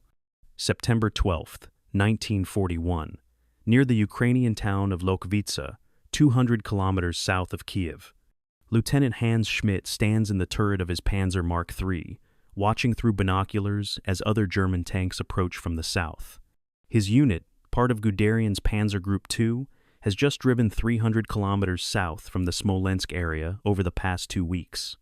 The tanks approaching are from Panzer Group 1 under General Ewald von Kleist, which has been fighting in Ukraine since the campaign began. The two armored pincers meet with a sense of triumph. Another encirclement complete, another massive haul of Soviet prisoners guaranteed. Behind the German lines, trapped in a pocket that stretches over 200 kilometers, are the remnants of the Soviet Southwest Front. 5 entire armies, perhaps 665,000 men by German estimates, surrounded and doomed. It will be proclaimed as the greatest encirclement in military history, Hitler's finest tactical triumph. But Lieutenant Schmidt, exhausted from weeks of continuous operations, thinks about the calendar. It's September 12th. Moscow is 300 kilometers north. Autumn is 3 weeks away, and his Panzer Group just spent 2 irreplaceable weeks driving in the wrong direction. The story of the Kiev encirclement is a study in the difference between tactical brilliance and strategic coherence. The operation, from conception to execution, is nearly flawless. Guderian's forces, pulled from the Smolensk axis in late August, drive south with characteristic speed and precision. Von Kleist's forces attack north from their positions in southern Ukraine. The two meet at Lokvitsa on September 16th, 4 days after initial contact. The pocket is enormous, containing more Soviet soldiers than any previous encirclement. German propaganda films show endless columns of Soviet prisoners marching into captivity, captured artillery parks stretching for kilometers, destroyed Soviet equipment littering the roads. By September 26th, the pocket has been reduced, and the surviving Soviet forces have surrendered or been destroyed. The statistics are staggering. 665,000 prisoners, 884 tanks, 3,718 artillery pieces captured. By the metrics of tactical success, Kyiv is an unprecedented triumph. But strategy is about more than counting prisoners. The Kyiv operation consumes 32 days from start to finish. From August 25th, when Guderian turns south, to September 26th, when resistance ends. Those 32 days are added to the 62 days consumed at Smolensk, creating a cumulative delay of 94 days since Operation Barbarossa began. The Moscow offensive, originally planned for early July, cannot now begin before October 2nd at the earliest. The autumn mud season, the Rasputitsa, historically begins between October 10th and 20th in the Moscow region. The Wehrmacht will have at most 10 days of good weather, possibly less, to advance 300 kilometers and capture Moscow before the roads turn to impassable swamps. The mathematics are daunting. And while German forces celebrate at Kyiv, Soviet forces at Moscow are digging anti-tank ditches, positioning artillery, mobilizing reserves, and strengthening defenses with every day that passes. The human cost of Kiev extends beyond the catastrophic Soviet losses. German forces involved in the operation, already weakened by Smolensk, are further depleted by the Ukraine fighting. Guderian's Panzer Group 2 started Barbarossa with 900 tanks. By the time Kyiv is complete, operational tank strength is down to around 250, less than 30% of the starting force. The panzer divisions have also lost thousands of men to casualties and sickness over the summer. The infantry divisions following behind the panzers are shadows of their June strength, some down to 6,000 effective soldiers from authorized strengths of 17,000. These are the forces that will be expected to capture Moscow in October. They're exhausted, under strength, short of equipment, and operating at the end of supply lines stretched to the breaking point. The Kyiv victory has been paid for with the combat power needed for the Moscow offensive. Soviet perspective on Kyiv reveals Stalin's continued willingness to trade armies for time. The Southwest Front commander, General Mikhail Kirponos, requests permission to withdraw from the Kyiv salient as early as September 10th, when the German pincers are clearly closing. Stalin refuses. Hold your positions, the order comes back. Tie down German forces. Kirponos tries again on September 14th, again denied. The Southwest Front will fight where it stands. On September 20th, with the encirclement complete and the situation hopeless, Kirponos attempts a breakout with his staff and is killed by German fire. He dies following orders that doomed his entire front. The the 665,000 Soviet soldiers lost at Kyiv represent a catastrophic defeat by any normal measure. But in the context of Stalin's strategy, they're an investment. Every day that Guderian's panzers spend fighting in Ukraine is a day they're not advancing on Moscow. The sacrifice of the Southwest Front buys Moscow 11 more days of preparation time. Whether those 11 days are worth 665,000 lives is a question that has no comfortable answer. The German logistics system, already strained by Smolensk, reaches absolute maximum extension during Kiev. Supply lines from the nearest railheads to the forward units at Kiev stretch over 600 kilometers. German trucks, designed for European roads, are being destroyed by Ukrainian tracks at catastrophic rates. Maintenance records show 30% of Army Group South's truck fleet is inoperable by late September due to mechanical breakdown and lack of spare parts. The fuel consumption required just to move supplies forward consumes a significant portion of the supplies being moved. Ammunition stockpiles that should be accumulating for the Moscow offensive are instead expended, reducing the Kiev pocket. Every artillery shell fired at Kiev is a shell that won't be available for Moscow. Every liter of fuel burned driving to Ukraine is fuel that can't be used driving to the Soviet capital. The Wehrmacht is consuming its logistical capital at Kiev, while the strategic objective lies in the opposite direction. Hitler's reaction to Kyiv reveals his fundamental misunderstanding of the war he's fighting. On September 18th, with the encirclement secure but not yet reduced, Hitler calls it the greatest battle in world history. He's not entirely wrong from a tactical perspective. The numbers are unprecedented, but he's measuring the wrong things. He's counting prisoners, not calendar days. He's weighing captured equipment, not the declining strength of his own forces. He's celebrating tactical success while the strategic situation deteriorates. The real question about Kiev isn't whether it was a victory, which it clearly was in tactical terms. The question is whether fighting at Kiev was the best use of German forces in September 1941.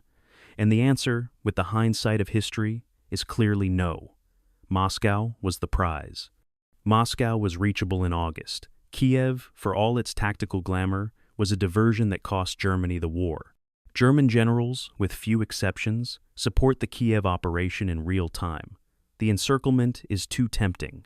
The opportunity to destroy 5 Soviet armies is too attractive to pass up. Even von Bock, who argued strenuously for continuing the Moscow offensive in August, doesn't oppose Kiev once the operation is underway. The professional military minds are captivated by the elegant operational geometry, by the chance to execute a massive double envelopment, by the prospect of enormous prisoner hauls that will look impressive in after-action reports. They're thinking like operational commanders, focused on the immediate battle. They're not thinking strategically, not calculating the cumulative effect of delays, not measuring the cost in time and combat power. The German General Staff, for all their professional competence, has lost sight of the strategic forest while admiring the tactical trees. Soviet reaction to Kiev is complex. The loss of 665,000 soldiers is catastrophic. The destruction of the Southwest Front removes an entire army group from the Soviet order of battle. German forces in Ukraine now have operational freedom they didn't have before. But behind the mourning and the recriminations, Soviet planners recognize that Kiev has served a purpose. It tied down German forces from August 25th through September 26th. The Moscow offensive has been delayed again. More importantly, Kiev confirmed something that Soviet intelligence suspected. The Wehrmacht doesn't have unlimited forces. Guderian had to pull away from Smolensk to conduct Kiev. German forces in the center were static while Kiev was fought. The Wehrmacht must choose which objectives to pursue, because it can't pursue all of them simultaneously. This insight shapes Soviet defensive planning, forced the Germans to fight on multiple axes. Make them choose. Make every choice a trade-off. The strategic depth of the Soviet Union becomes a weapon when properly exploited. By late September, when the Kiev pocket finally collapses, the strategic calendar has closed on the Moscow offensive. It's September 26th. The October mud season is 2 to 3 weeks away. German forces that fought at Kyiv need time to refit, reorganize, and redeploy northward. The earliest possible start date for the Moscow offensive is October 2nd, and that's optimistic. Field commanders beg for more time to rest their exhausted troops, to repair equipment, to stockpile supplies. Hitler refuses. Moscow must be taken before winter. The final offensive of 1941, Operation Typhoon, will launch on October 2nd, regardless of whether the troops are ready. Because Hitler has finally realized, too late, that time is the enemy Germany cannot defeat. The key of victory, magnificent as it appeared in September, has consumed the time that might have made Moscow capturable. The greatest tactical triumph has enabled the greatest strategic failure. August 8, 1941.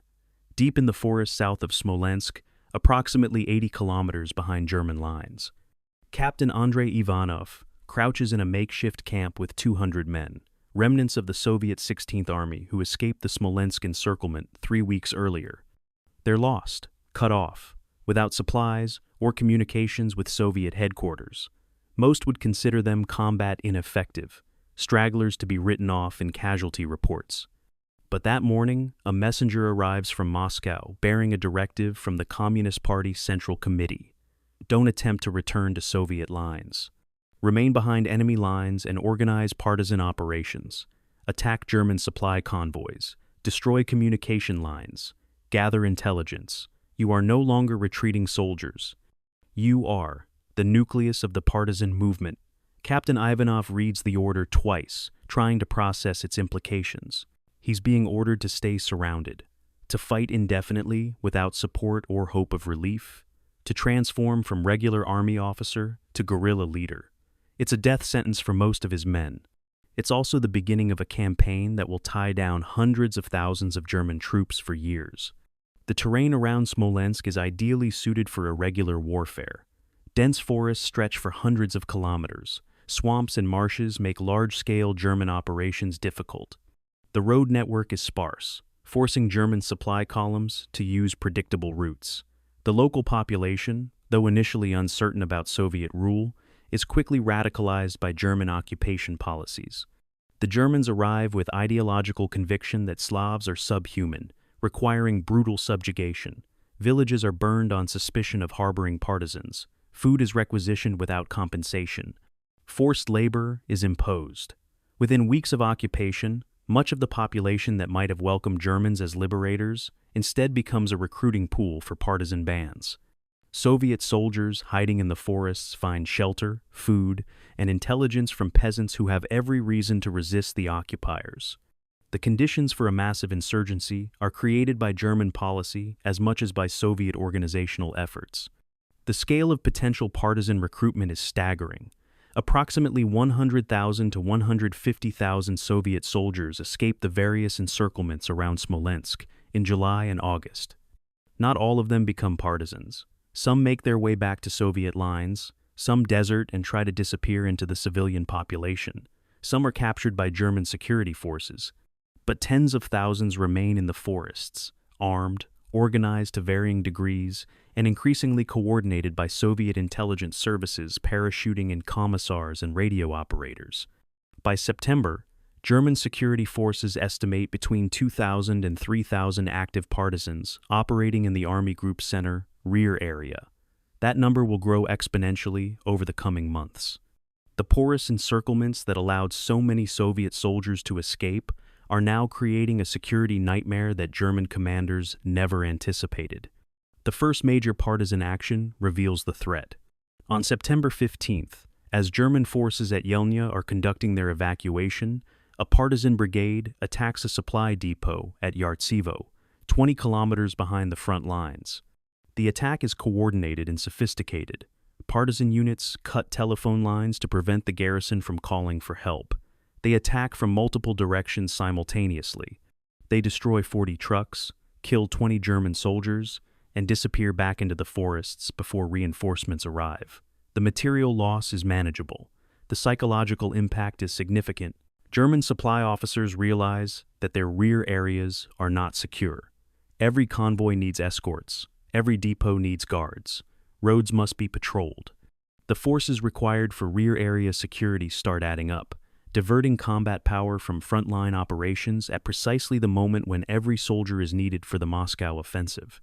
German countermeasures against the partisans are brutal but often ineffective. Security divisions sweep through suspected partisan areas, burning villages, and executing civilians on minimal evidence. These operations sometimes catch partisan bands, but more often they drive the remaining population into active resistance. The Germans are creating the insurgency they're trying to suppress. Moreover, the security divisions assigned to anti-partisan duties are second-rate formations, often composed of older men or soldiers recovering from wounds, equipped with obsolete weapons, and poorly trained for counterinsurgency operations. The partisans, by contrast, include veterans of the frontier battles, men who know how to fight even if they lack supplies and heavy weapons. The security forces often get the worst of these encounters, losing men and equipment without significantly reducing partisan activity. By October, the partisan impact on German logistics is measurable.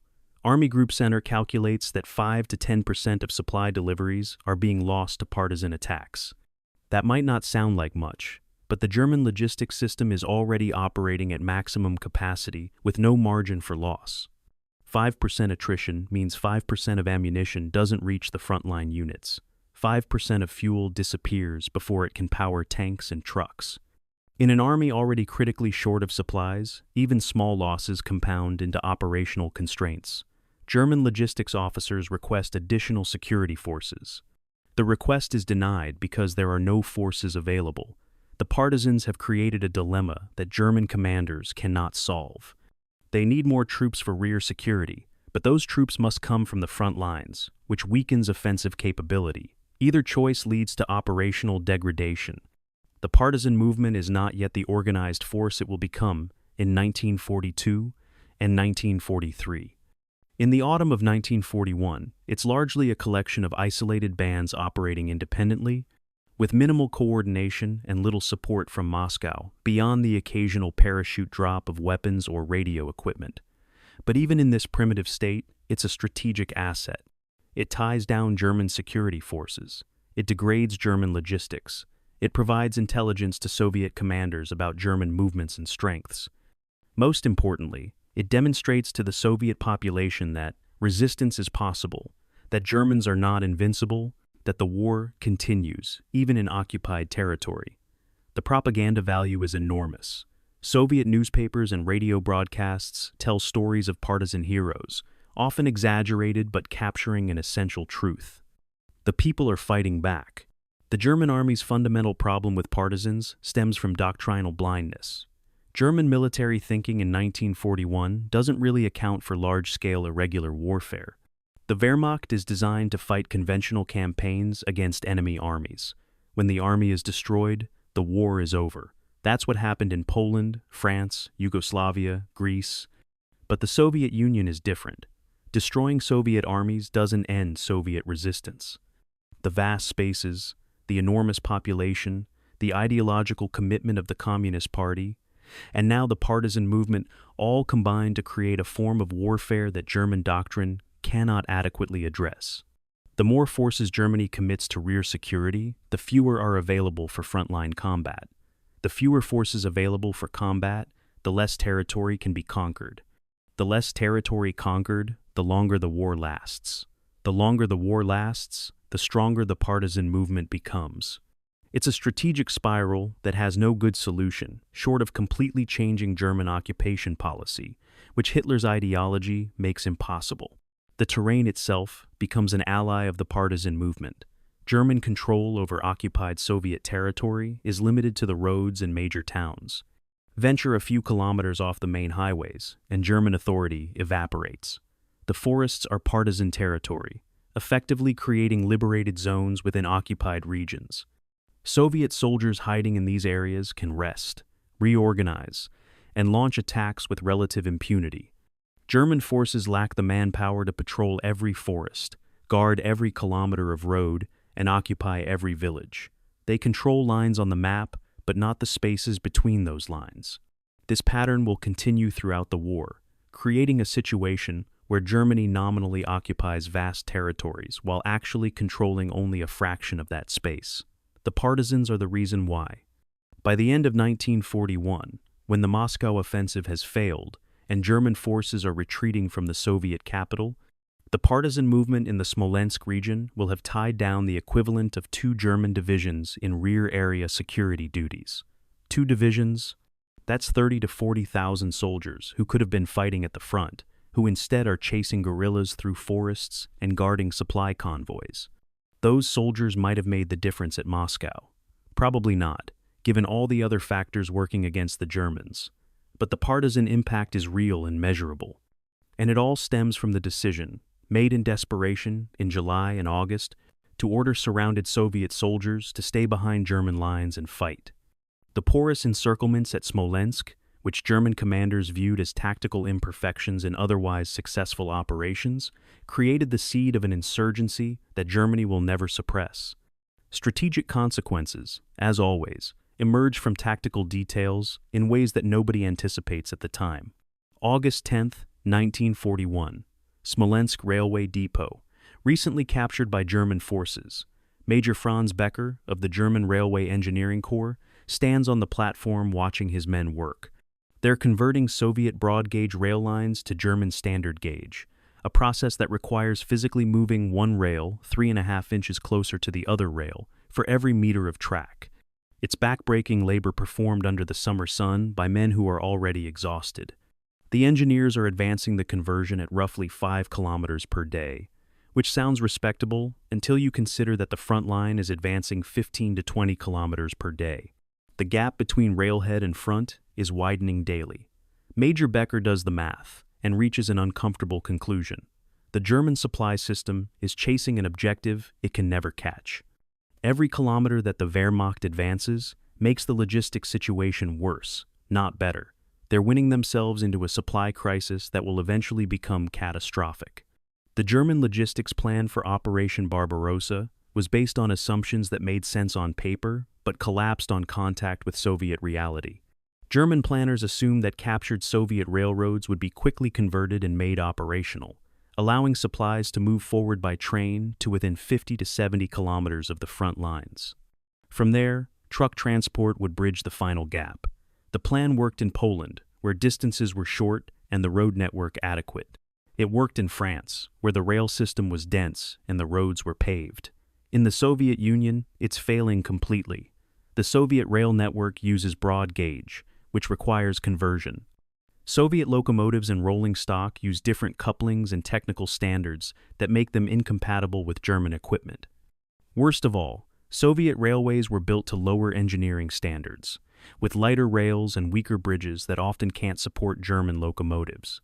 The result is that captured railways require extensive rebuilding, not just simple conversion. The truck transport that's supposed to bridge the gap between railhead and front is disintegrating under the strain. German trucks were designed for European roads, paved or well-maintained gravel surfaces.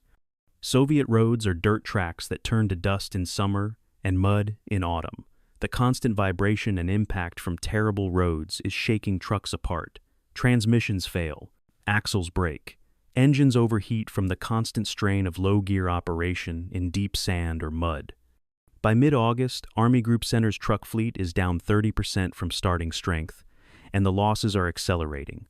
Maintenance companies work around the clock, cannibalizing wrecked vehicles to keep others running, but it's a losing battle.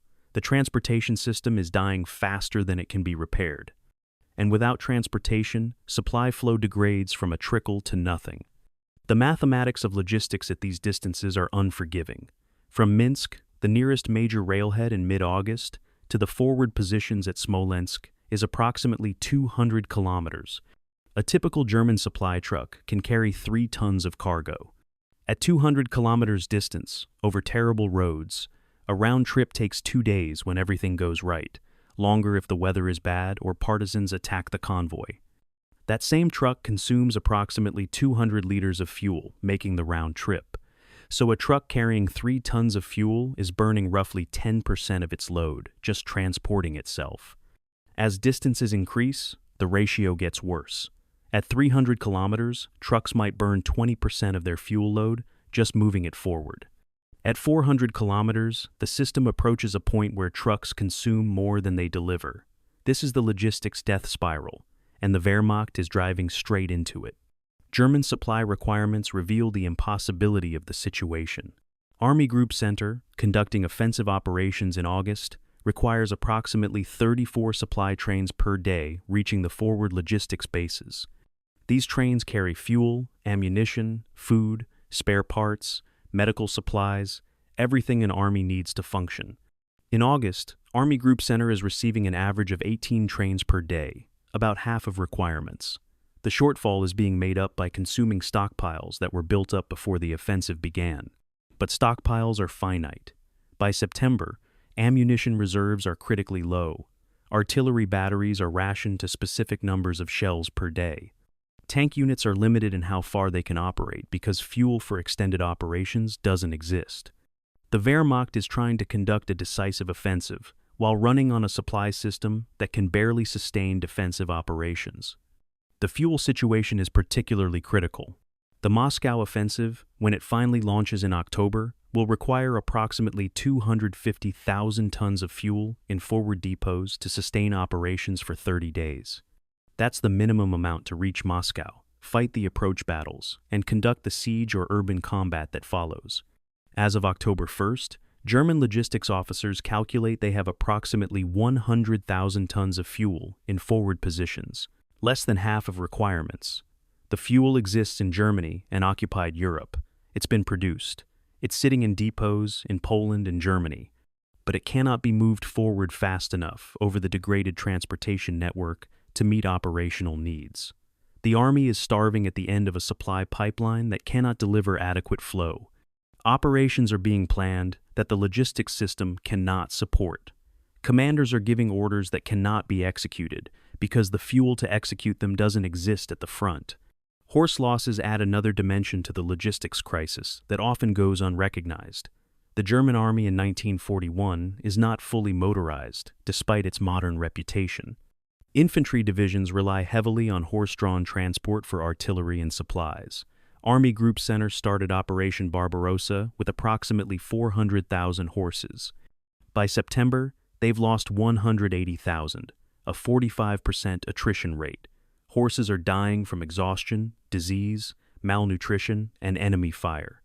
German procurement officers are desperately requisitioning Soviet peasant horses to replace losses, but Soviet horses are smaller and less capable than German draft horses. A German ammunition wagon designed to be pulled by 4 German horses requires 6 Soviet horses to move the same load.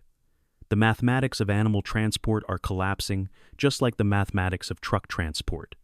The Wehrmacht is becoming progressively immobilized by the simple reality that it cannot physically move the supplies it needs over the distances it must cover.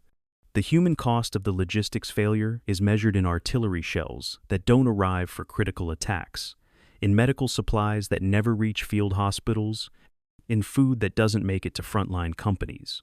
German soldiers in August are on reduced rations because the supply system cannot deliver adequate food. Wounded soldiers are dying from infections that could be prevented with adequate medical supplies. Artillery batteries watching enemy attacks develop can't fire in defense because ammunition is being rationed.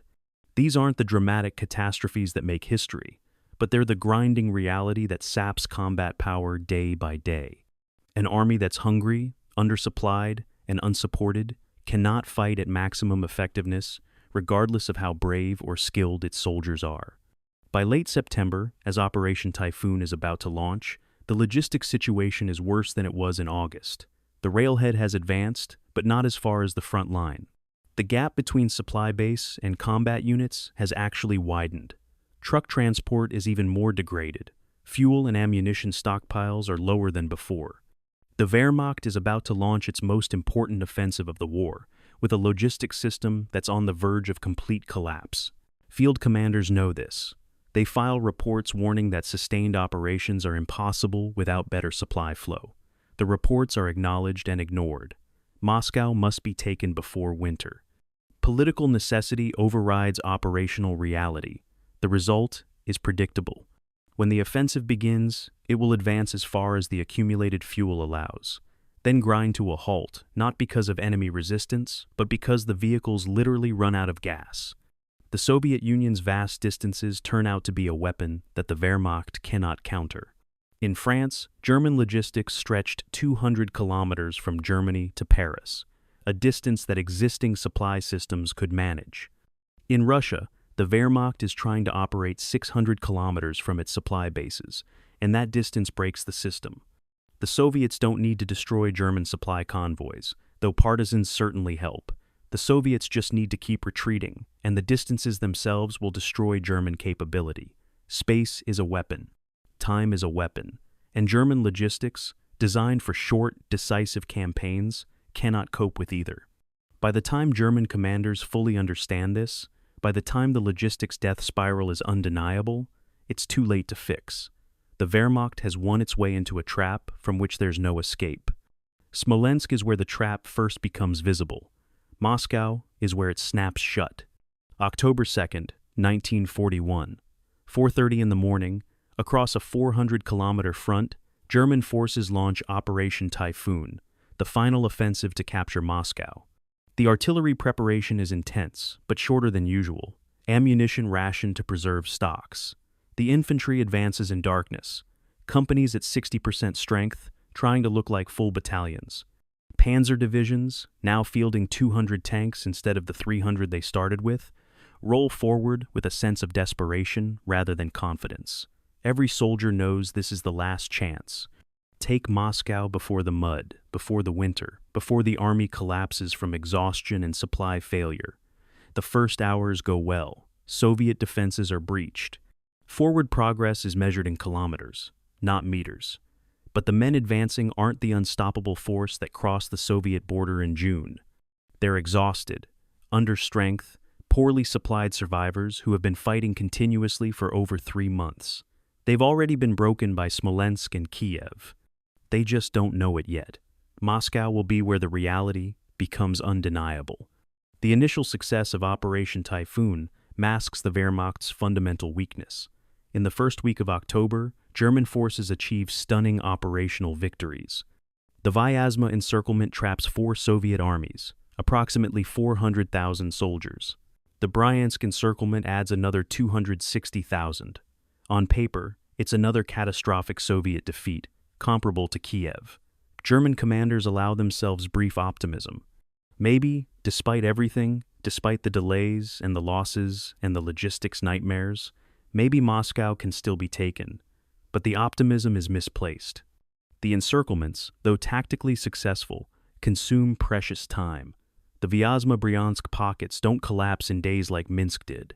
Soviet forces trapped inside fight with the same desperate intensity they showed at Smolensk. The reduction takes 18 days, until October 20th. 18 days that the Wehrmacht doesn't have. 18 days closer to the Rasputitsa. October 10th, 1941. The autumn rains begin. German commanders watch in horror as roads that were merely bad become completely impassable. Tanks that averaged 15 kilometers per day in September now struggle to make 3 kilometers per day. Supply trucks sink to their axles in mud and have to be abandoned or winched out by other vehicles, which then also get stuck. The entire offensive slows to a crawl. Soviet defenders, falling back toward Moscow, have time to destroy bridges, block roads, establish new defensive lines. The race against the calendar, which Germany was already losing, becomes hopeless. The Rasputitsa will last until mid-November, when hard frost firms up the ground. That's 5 weeks of near paralysis. 5 weeks when the Soviet defenses around Moscow are being reinforced daily, with fresh divisions from Siberia, from Central Asia, from everywhere Stalin can scrape together troops. 5 weeks that German planning never accounted for because the offensive was supposed to start in July, not October. November 15th, 1941. The ground finally freezes. The mud season ends. German forces resume the offensive with what strength remains. But they're attacking with divisions at 35 to 50% of authorized strength. Panzer groups that started Operation Typhoon with 700 tanks now have 300. Ammunition stocks are critically low. Fuel is rationed to 3 to 5 days of operations. Worst of all, winter has arrived and German soldiers are not equipped for it. They're wearing summer uniforms because winter clothing is stuck somewhere in the supply system. Temperatures plummet to -20, -30 Celsius. frostbite casualties begin exceeding combat casualties. Weapons freeze and won't fire. Tank engines won't start. Men are dying from cold in defensive positions, let alone in offensive operations. The Wehrmacht is conducting a final desperate lunge at Moscow with an army that's already defeated by logistics and weather, even before Soviet resistance is factored in. German forward units reach Khimki, a suburb 12 kilometers from central Moscow. On November 28th, German officers can see the spires of the Kremlin through their binoculars. They're closer to conquering Moscow than they will ever be again. But they lack the strength to advance further. Soviet defenses have hardened. Fresh Siberian divisions, equipped for winter and composed of soldiers who haven't been ground down by months of combat, counterattack with ferocity and skill. German units, exhausted and frozen, cannot hold against these attacks. The offensive sputters out not with a dramatic climax, but with the pathetic reality of soldiers too weak, too cold, too exhausted to continue. The closest German approach to Moscow will be as close as they get. On December 5th, the Soviet counteroffensive begins, and the Wehrmacht starts retreating for the first time in the war. The Soviet defenses at Moscow are the product of everything Smolensk bought with blood. The 79 divisions mobilized in August and September are now deployed in defensive positions ringing the capital. The industrial evacuation means tank and aircraft production continues despite the loss of Western Russia. The tactical lessons learned through catastrophic losses mean Soviet units fight more effectively than they did in June. Most critically, the time delay imposed by Smolensk and Kiev means the Wehrmacht arrives at Moscow in November instead of July or August, arriving broken instead of strong, arriving in winter instead of summer. Stalin's strategy of trading space and lives for time has worked. The price is almost incalculable in human suffering, but the strategy has achieved its objective. Moscow will not fall. The casualties from Operation Typhoon add to the already catastrophic losses.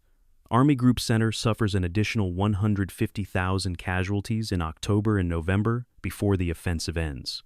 That's on top of the 440,000 lost from June through September. Total Wehrmacht casualties on the Eastern Front by December first exceed 700,000 killed, wounded, and missing. The replacement system has provided perhaps 300,000 trained soldiers, leaving a net deficit of 400,000 men. That's the equivalent of 26 full-strength infantry divisions that have simply ceased to exist. The army that attacked the Soviet Union in June no longer exists. What remains is a depleted, exhausted shell, still dangerous but incapable of the operational tempo that blitzkrieg requires. The arithmetic of attrition has played out exactly as Stalin calculated it would. Germany won the battles, but lost the arithmetic, and losing the arithmetic means losing the war. German commanders in December begin the painful process of understanding what has happened to them. After-action reports file in from every sector, all telling the same story: insufficient strength, inadequate supplies, enemies stronger than expected, weather worse than anticipated. The reports document failure but cannot quite articulate why failure occurred. The why is simple but unpalatable. Germany attempted a short, decisive campaign against an enemy that couldn't be defeated quickly. The Soviet Union's vast spaces, enormous population, and willingness to accept catastrophic losses transformed the campaign from a sprint into a marathon. And Germany, for all its tactical brilliance, wasn't equipped for a marathon. The Wehrmacht was designed for quick knockout blows, for campaigns measured in weeks. Smolensk was the battle that took the quick victory off the table. Everything that followed was Germany trying to win a war that was already lost, trying to achieve objectives that were no longer achievable, driving themselves into operational exhaustion in pursuit of a strategic impossibility. The question that will haunt historians for decades is whether Moscow would have fallen if Operation Typhoon had launched in July instead of October. The counterfactual cannot be proven, but the argument is compelling. In July, Soviet defenses west of Moscow were weak. The fresh divisions from Siberia hadn't arrived. The industrial evacuation was just beginning. The Red Army was still reeling from the frontier catastrophes. A Wehrmacht, at near full strength, not yet ground down by Smolensk and Kiev, might have broken through to the capital. Whether taking Moscow would have ended Soviet resistance is another question. Stalin had plans to evacuate the government. Soviet industry was being moved east. The Soviet Union was a vast country with enormous reserves. But Moscow in July, before the defenses were ready, might have been capturable. By November, it was not. And the difference was made at Smolensk, where 62 days of fighting consumed the strategic window that might have made German victory possible. The deeper truth is that Operation Typhoon fails not because of any single factor, but because of the cumulative weight of everything that came before. The delays at Smolensk and Kiev, the casualties that couldn't be replaced, the logistics system stretched beyond sustainability, the tactical improvements in Soviet forces, the weather, and the calendar working against Germany, the vast Soviet reserves that German intelligence never properly counted. Every one of these factors traces back, in whole or in part, to the Battle of Smolensk. Smolensk was the hinge, the moment when German momentum died, the moment when the quick war became a long war, the moment when arithmetic started mattering more than skill. Everything that happens at Moscow in November and December is the consequence of decisions made and battles fought in July and August around a city that most histories barely mention. Smolensk didn't end German chances directly. It ended them indirectly by consuming the margin of time and strength that Germany needed to win. The defeat at Moscow was sealed at Smolensk. It just took until December for everyone to realize it. December 6th, 1941, minus 35 degrees Celsius, near the village of Krasnaya Polyana, approximately 30 kilometers north of Moscow. Gefreiter Karl Schneider huddles in a frozen shell crater, trying to start a fire with wood scraps that won't ignite in the brutal cold. His regiment, the 367th Infantry, started Operation Typhoon with 2,800 men. This morning's roll call counted 370 combat-effective soldiers. The rest are dead, wounded, evacuated with frostbite, or simply missing. Karl's hands are numb despite wearing 3 pairs of gloves taken from dead comrades. His feet are worse. He hasn't removed his boots in 2 weeks because he knows if he does, he won't get them back on over frozen, swollen feet. The ammunition pouches on his belt contain 12 rounds. Yesterday, his squad was ordered to defend this position. Nobody told them against what because nobody knows. Soviet artillery began an hour ago. Now figures are appearing in the snow to the east. Not retreating. Advancing. Karl tries to work the bolt on his rifle and discovers the metal is frozen solid. The counteroffensive has begun, and the Wehrmacht has nothing left with which to stop it. The Soviet winter counteroffensive of 1941 is not a single massive blow, but a series of coordinated attacks along the entire front of Army Group Center, designed to exploit German overextension and weakness. Soviet intelligence has been watching German offensive operations sputter out through November. They know from captured prisoners and interrogations that German forces are exhausted, undersupplied, and frozen. The timing is calculated precisely. Attack after the German offensive culminates, but before they can establish solid defensive positions. Use the winter conditions as a weapon, employing Soviet units equipped and trained for winter operations against Germans who are not. Deploy the fresh Siberian and Central Asian divisions that have been held in reserve specifically for this moment. The armies that Stalin bought with the blood of Smolensk are being committed to battle. 720,000 Soviet soldiers in 36 divisions attack positions held by perhaps half that number of Germans who are barely holding on. The German situation by early December is catastrophic in ways that transcend simple combat losses. Frostbite casualties in the first 3 weeks of December exceed combat casualties. Wehrmacht medical reports document 228,000 frostbite cases from December through March, more than 4 complete infantry corps worth of soldiers rendered combat ineffective by cold. The frostbite isn't just inconvenient, it's crippling. Men lose toes, feet, fingers, ears, noses to gangrene. Units lose 20 to 30% of their strength to cold injuries before any combat occurs. A rifle company ordered to defend a position discovers that half its men cannot fight because they literally cannot hold their weapons with frozen fingers. The Wehrmacht, designed for European warfare, is being destroyed by Russian winter as surely as Napoleon's army was in 1812. The Soviet counteroffensive doesn't immediately break through German lines. German defensive doctrine is sound, and even depleted companies often hold their positions through the first Soviet assaults. But the Russians keep coming. Another attack, another wave. Soviet tactics are crude, often frontal assaults with minimal finesse, accepting heavy casualties for small gains. But crude tactics work when the defender is too weak to hold. A German company position that holds against the first Soviet assault, and the second finally breaks on the third or fourth when ammunition runs out, when casualties mount too high, when exhaustion overwhelms discipline. The front doesn't collapse dramatically, it erodes, position by position, village by village.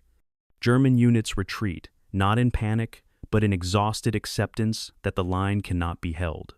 By mid-December, the retreat is general across Army Group Center. Hitler's reaction to the retreat combines strategic incomprehension with tactical inflexibility.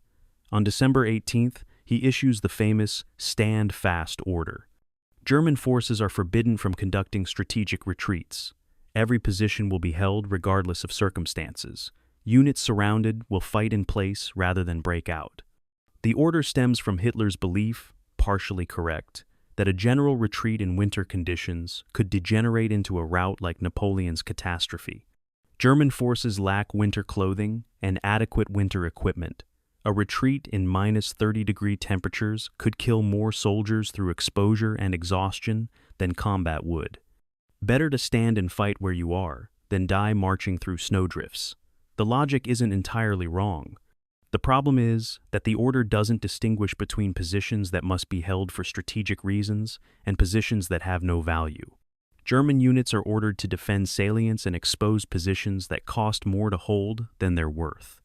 The Stand Fast order saves Army Group Center from complete disintegration, but it does so by essentially accepting a slow, grinding attrition that will consume the army almost as surely as a rout would have. The supply situation in December makes the summer shortages look generous by comparison. Army Group Center requires 31 supply trains per day to sustain defensive operations in winter. Troops need food, ammunition, winter clothing, medical supplies, fuel for heating, replacement weapons. The actual delivery rate is 9 to 12 trains per day, less than half of requirements. The shortfall means soldiers are literally freezing and starving in their positions. Men are burning furniture from destroyed houses to stay warm because fuel for heating doesn't exist. Wounded soldiers are dying from infections because medical supplies can't reach field hospitals. Artillery batteries watching Soviet attacks develop can only fire minimal defensive fires because shells are rationed. The Wehrmacht is conducting a defensive campaign with a logistics system that has completely collapsed. Soldiers are surviving on willpower and courage, but those qualities cannot substitute for food, fuel, and ammunition indefinitely. The German officer corps is being shredded by the winter crisis. Field Marshal von Bock, commander of Army Group Center, is relieved in December and replaced. General Guderian, the brilliant panzer commander, is also relieved after arguing for retreat against Hitler's Stand Fast order. General Hoepner, commanding 4th Panzer Group, is not only relieved but cashiered from the army in disgrace. Dozens of division and corps commanders are similarly sacked, some for actual failures, but many simply as scapegoats for the strategic disaster. The purge of the officer corps does nothing to solve the operational problems, but creates a command climate of fear, where commanders are afraid to report reality to higher headquarters. Hitler's increasing distrust of his generals, evident since the August debate over Moscow versus Kiev, becomes policy. The Führer increasingly makes operational and even tactical decisions that should be left to field commanders. The command dysfunction that started at Smolensk accelerates into a permanent crisis of civil-military relations that will plague German operations for the rest of the war. By February 1942, when the Soviet counteroffensive finally exhausts itself, the strategic situation has been transformed. German forces have been pushed back 100 to 250 kilometers from their closest approach to Moscow. All the gains of Operation Typhoon have been lost, along with additional territory. The casualties are staggering. From October through February, Army Group Center suffers approximately 400,000 additional casualties, on top of the losses sustained from June through September. Total German casualties on the Eastern Front by March first exceed 1 million men. Think about that number. 1 million German casualties in 9 months of fighting. That's the equivalent of the entire pre-war German army destroyed and replaced. The Wehrmacht still exists as a fighting force, but it's been hollowed out. The professional corps, the NCOs, and junior officers who made German tactics so effective has been largely eliminated. The replacements are conscripts with minimal training, led by officers with minimal experience. The army that will fight in 1942 and beyond is a shadow of the force that crossed the Soviet border in June 1941. The winter crisis validates every concern that German generals raised about the Eastern Front campaign. The distances are too vast, the enemy too numerous, the logistics inadequate, the timeline too optimistic. All the problems that became evident at Smolensk, that German commanders warned about and were overruled, have now produced strategic catastrophe. Germany is locked into a multi-year attritional war against an enemy with vastly greater resources. The quick victory that was the only path to German success is now impossible. The Soviet Union has survived the initial onslaught and is growing stronger while Germany grows weaker. The momentum has shifted irreversibly. The questions are no longer whether Germany will win the Eastern Front, but how long Germany can avoid losing, how much more damage can be inflicted on the Soviet Union before inevitable defeat, whether some kind of negotiated settlement might be possible. The strategic initiative has passed to the Soviets. It will never return to Germany. Soviet casualties in the winter counteroffensive are heavy, perhaps 300,000 killed, wounded, and missing from December through February. But the Soviet Union can absorb these losses in ways Germany cannot. Soviet industry, relocated to the Urals during the desperate months of summer and autumn, is now producing tanks, aircraft, and artillery in quantities that exceed German production. The first quarter of 1942 sees Soviet industry produce 4,700 tanks. German production in the same period is roughly 1,400 tanks. The industrial race is becoming a rout. The Soviet advantage in population and resources is being converted into military production that overwhelms German capacity. Every month that the war continues, the balance tilts further toward the Soviet Union. And it all traces back to the summer of 1941, to the decision to stand at Smolensk, to the strategy of trading space and lives for time, to the 62 days that broke the Wehrmacht's back. The psychological impact of the winter disaster resonates through every level of the German military. Soldiers who believed in German invincibility now understand they're fighting a war that cannot be won. Officers who trusted in superior doctrine and training now see that doctrine and training matter less than raw numbers and industrial capacity. The high command that planned quick victory now plans merely for survival, for holding on as long as possible, for hoping that somehow the Allies will make a mistake or political factors will create opportunities for negotiated peace. Nobody seriously believes that Germany can conquer the Soviet Union anymore. The only question is, what happens next? And the answer to that question was determined at Smolensk, where the calendar and the arithmetic first started working against Germany in ways that strategy and tactics could not overcome. The winter of 1941 is the reckoning. The bill for Smolensk has come due, and Germany is paying in blood, in lives, in the slow realization that this war is lost. March 1942. A secure conference room in Berlin. General Franz Halder, Chief of the Army General Staff, sits surrounded by reports, maps, and statistical analyses trying to understand what went wrong.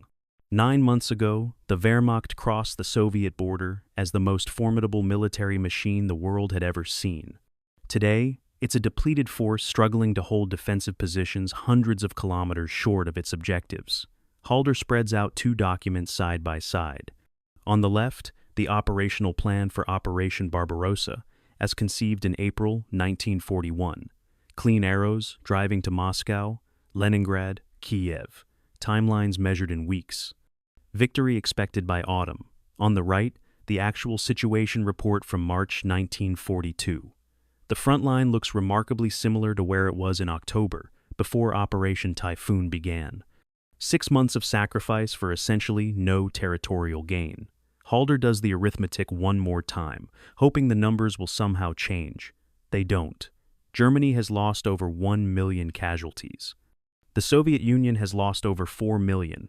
Germany is losing the exchange, because the Soviet Union can afford 4 million casualties and Germany cannot afford 1 million. The mathematics are pitiless, and they all trace back to one critical juncture: Smolensk. The time calculation reveals the fundamental cost. From July 10th, when the Battle of Smolensk began, to September 10th, when the pocket was finally reduced, required 62 days. The Kiev encirclement, made possible only by diverting forces from the Smolensk area, consumed August 25th through September 26th, an additional 32 days. Total delay: 94 days of campaigning season consumed in battles that, while tactically successful, prevented the Moscow offensive from launching when it might have succeeded. If Army Group Center had advanced directly on Moscow after the Minsk encirclement in late June, the offensive would have begun in early July. Soviet defenses west of Moscow in July were minimal. Fresh Siberian divisions hadn't arrived. Industrial evacuation had barely begun. The autumn mud was 3 months away. A Wehrmacht at full strength, not yet ground down by attrition, attacking a weak enemy in good weather. The strategic window existed in July. By October, when the offensive actually launched, that window had closed. Smolensk consumed the 94 days that might have made the difference between victory and defeat. The casualty ledger is even more damning. German casualties from July through September, the period dominated by Smolensk and its immediate aftermath, totaled 440,000 killed, wounded, and missing. Compare that to total German casualties in all previous campaigns. Poland, 1939, 16,000 casualties. Norway, 1940, 5,000 casualties. France, 1940, 185,000 casualties. Yugoslavia and Greece, 1941, 12,000 casualties combined. The first 3 months of fighting at and around Smolensk cost more casualties than all previous German campaigns combined. And these weren't just numbers. These were the professional soldiers, the NCOs and junior officers, the experienced men who made German tactical doctrine work. Their loss degraded combat effectiveness in ways that conscript replacements could never restore. The army that emerged from Smolensk was numerically smaller and qualitatively worse than the army that went in. The equipment accounting shows systematic degradation across all categories. Panzer inventory started Barbarossa with 3,350 tanks, had 1,500 operational in October. That's a 55% loss rate in 4 months. Worse, the losses weren't evenly distributed. The Panzer Mark III and Mark IV tanks, the best German armor available, were lost at higher rates than the obsolete Panzer Mark II because the better tanks were used in the hardest fighting. The truck fleet, down 30 to 40% from starting strength by September, with losses accelerating. Artillery. Losses in heavy artillery pieces particularly severe because these weapons were difficult to move on bad roads and often abandoned when positions were evacuated. Small arms, rifles, machine guns, mortars, lost at rates that German industry struggled to replace. The Wehrmacht was physically wearing out its equipment faster than German factories could produce replacements. And this was before the winter crisis made everything worse. Soviet industrial evacuation, enabled by the time Smolensk bought, transformed the long-term strategic balance.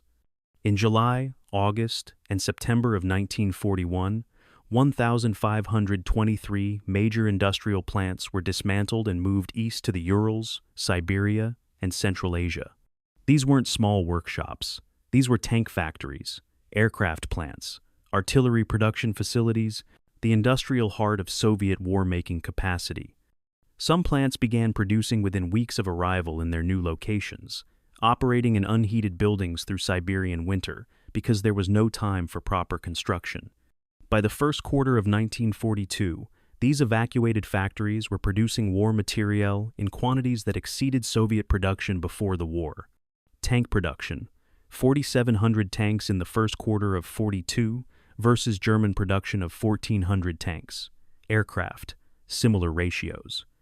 The industrial race was shifting decisively in Soviet favor, and the evacuation succeeded only because Smolensk bought the time for it to happen. If Moscow had fallen in August, the evacuation would have been incomplete. Soviet industrial capacity would have been destroyed or captured. The war would have ended differently.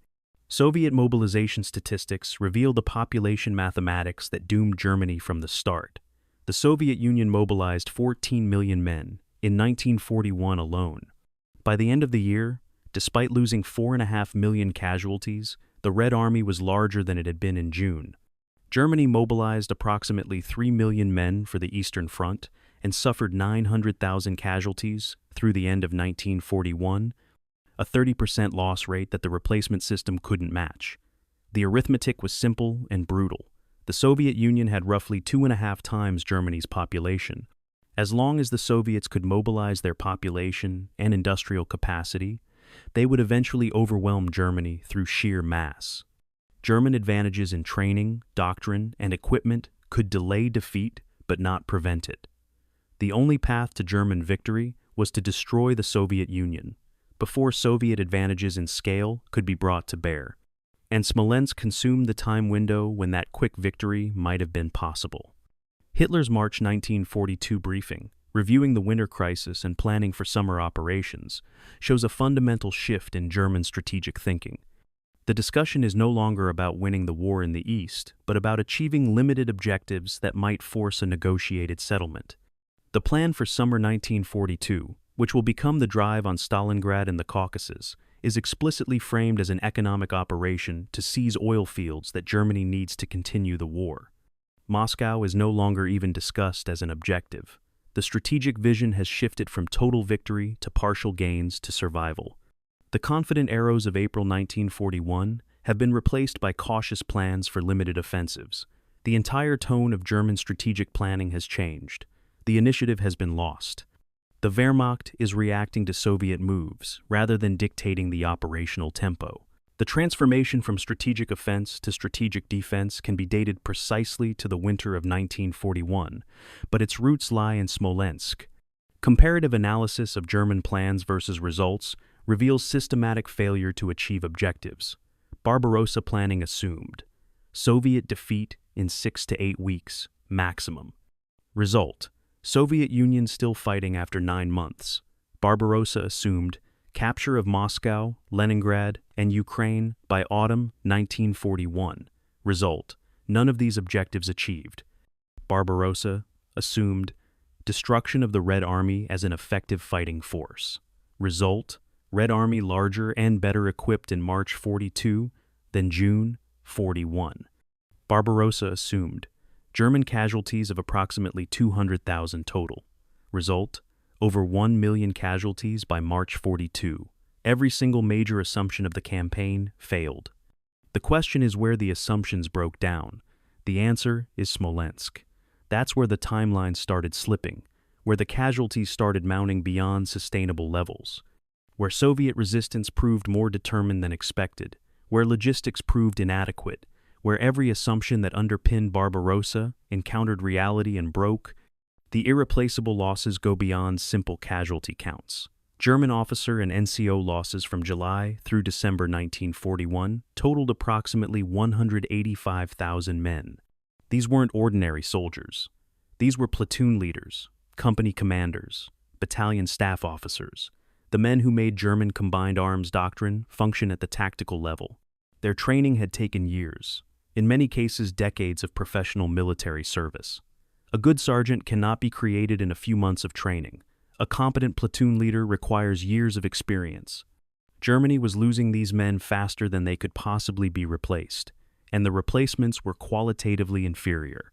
A Wehrmacht company in March 1942 might have the same number of men on paper as it did in June 1941, but the quality differential was enormous. Led by corporals promoted too quickly, filled with conscripts with minimal training, lacking the cohesion and experience that makes units effective. The army looked similar on organizational charts, but functioned completely differently in combat. The Soviet recovery metrics show the success of the time-buying strategy. Soviet tank production in 1941, 6,500 tanks produced despite losing massive territory and industrial capacity. German tank production 1941, 5,000 tanks. Soviet advantage, 30%. Soviet tank production first quarter 1942, 4,700 tanks. German production, same period, 1,400 tanks. Soviet advantage, over 300%. The production gap was widening exponentially. Aircraft production showed similar trends. Artillery production showed similar trends. Soviet industry, evacuated to safety in the desperate months bought by Smolensk, was now vastly outproducing German industry. The war was becoming a contest of industrial capacity, and Germany was losing that contest badly. Stalin's willingness to trade space and lives for time had enabled Soviet industry to survive, relocate, and ultimately overwhelm German production. The strategy worked. The price was paid in millions of Soviet dead, but it worked.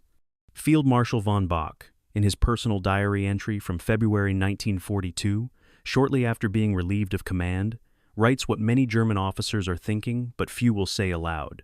We threw away the victory at Moscow when we delayed at Smolensk. We threw it away again when we diverted to Kiev, instead of driving straight for the capital.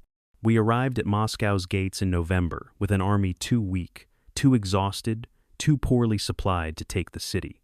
The Soviet Union did not defeat us. We defeated ourselves through poor strategic decisions and failure to understand the nature of the war we were fighting. The Eastern Front is lost. The only question is how long it takes for everyone to admit it. Von Bock is writing with the bitterness of a dismissed commander, but his analysis is accurate. Germany defeated itself by fighting the wrong kind of war against an enemy that couldn't be defeated quickly. Smolensk was where that reality first became evident.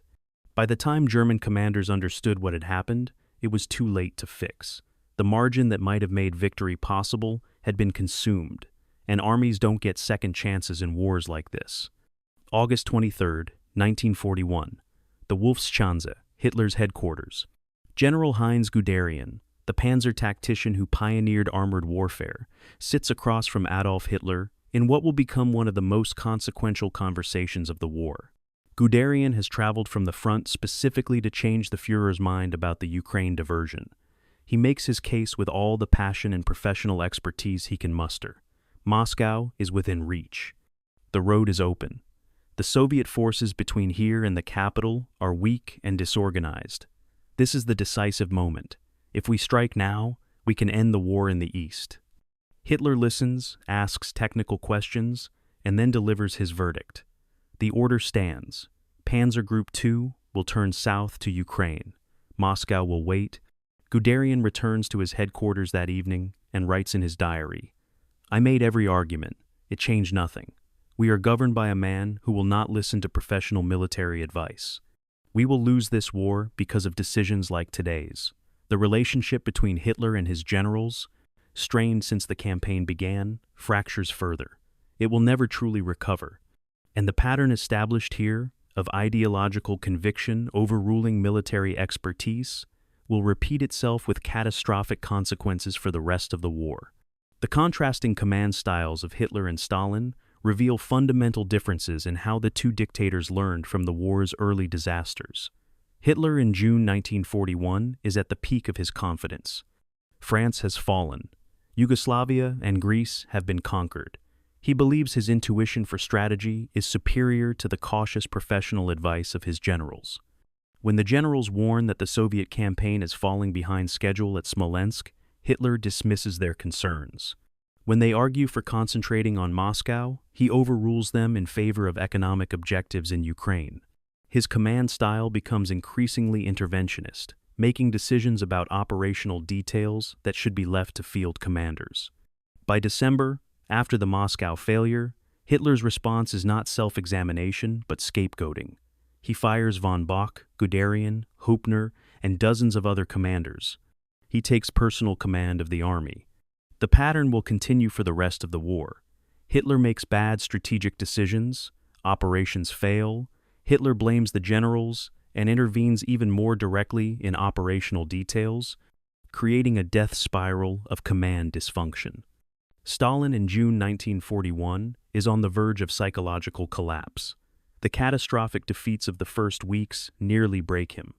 He disappears from public view for several days, apparently convinced the Soviet Union is doomed.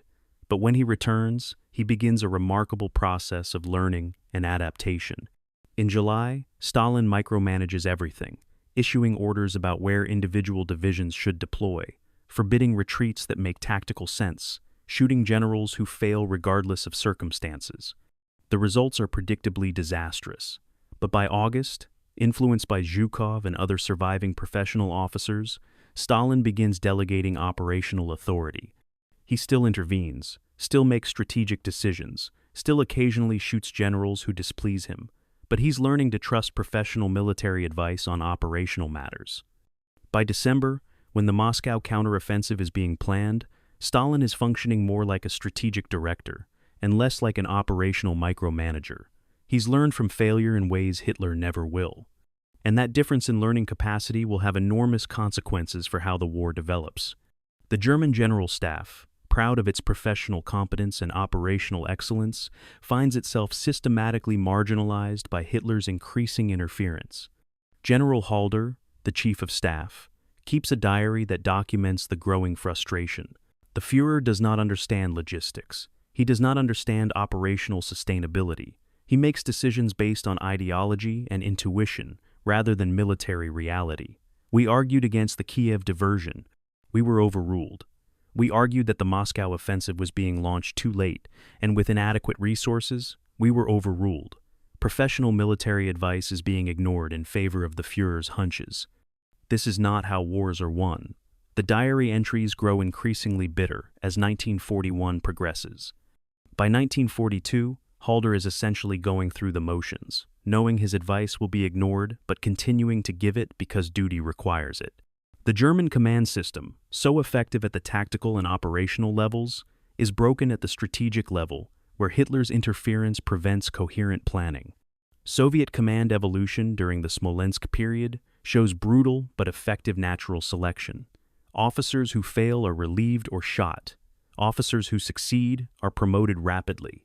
Zhukov, who starts the war as Chief of the General Staff, is sent to the front in July to take hands-on command of critical sectors.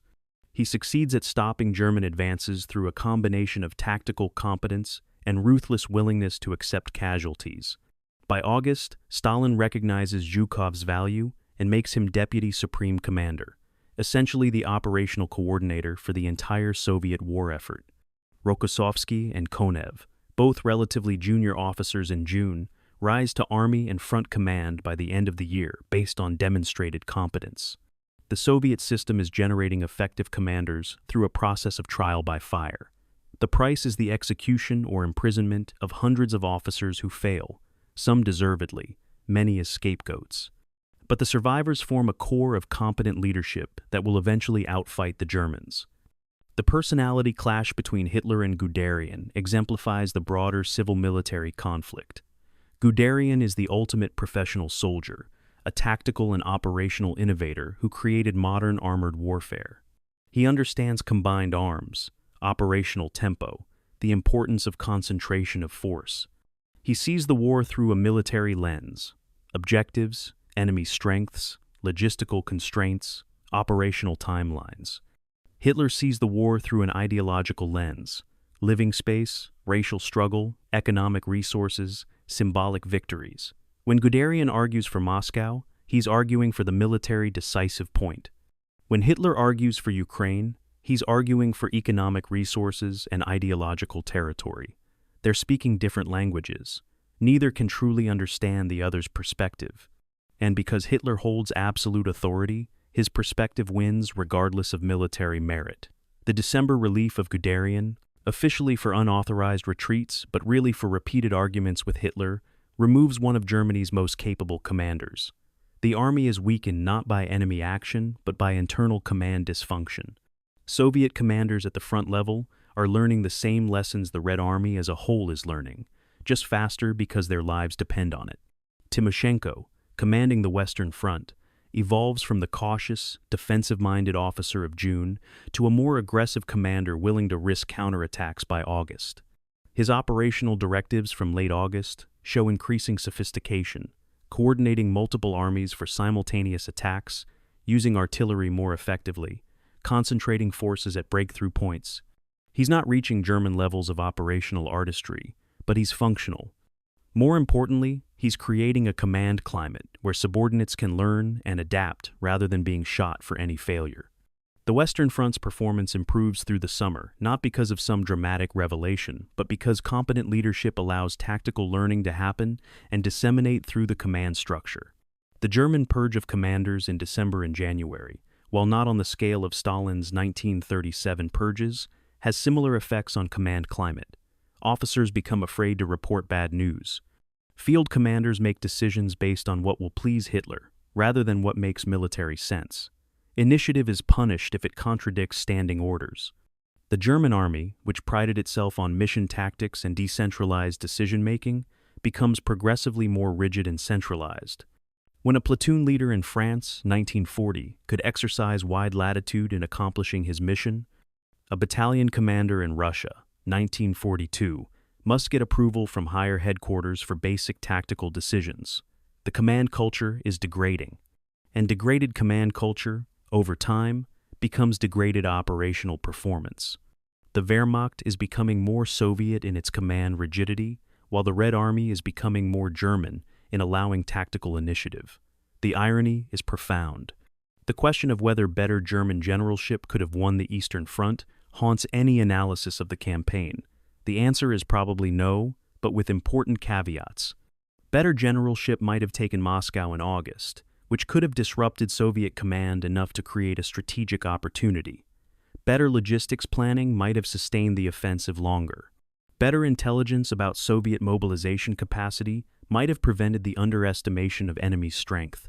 But fundamentally, Germany was attempting to conquer a country with 3 times its population and vastly greater resources in a campaign that required quick victory. The structural factors favored the Soviet Union in any long war. German generalship was actually quite good at the operational level.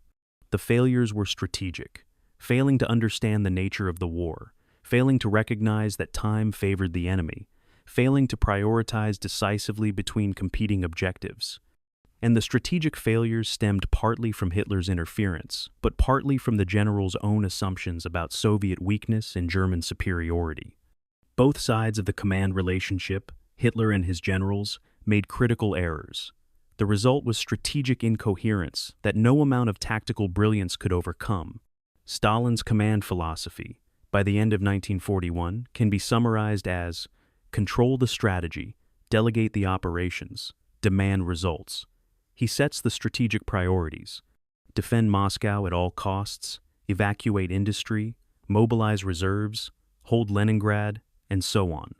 He approves operational plans but generally lets front commanders execute them without day-to-day interference. He relieves commanders who fail catastrophically but promotes those who succeed. It's not a democratic or gentle system. People are still shot for failure, but it's functional in ways Hitler's command system is not. Soviet operations in December 1941, while far from perfect, show coordination and effectiveness that would have been impossible in June. The command system has learned and adapted. The German command system, by contrast, is becoming less functional as Hitler asserts more control and professional military advice is increasingly marginalized. The trajectory is clear. Soviet command is improving while German command is degrading, and that differential will matter more as the war progresses. The personal tragedy of officers like Guderian, who understand what needs to be done but lack the authority to do it, runs throughout the German command structure. These are professional soldiers watching their country stumble toward defeat because of strategic decisions they know are wrong. They make their arguments, they file their reports, they're ignored or overruled. Some, like Guderian, are eventually relieved. Others, like Halder, continue serving until later in the war. A few, like von Tresckow, eventually joined the resistance and the July 1944 plot to assassinate Hitler. But in August and September of 1941, at Smolensk and Kiev, they're still trying to work within the system, still believing that rational argument might prevail. It doesn't. And their professional military expertise, which made the Wehrmacht so formidable at the tactical level, cannot overcome the strategic incoherence imposed from above. The best generals in the world cannot win a war when the strategy they're asked to execute is fundamentally flawed. And Smolensk is where many of them first realize that the strategy is indeed flawed, that the war is being lost at the strategic level even while battles are being won at the tactical level. The knowledge doesn't help, But it explains the bitterness that pervades German command memoirs from this period. They saw the disaster coming and were powerless to prevent it.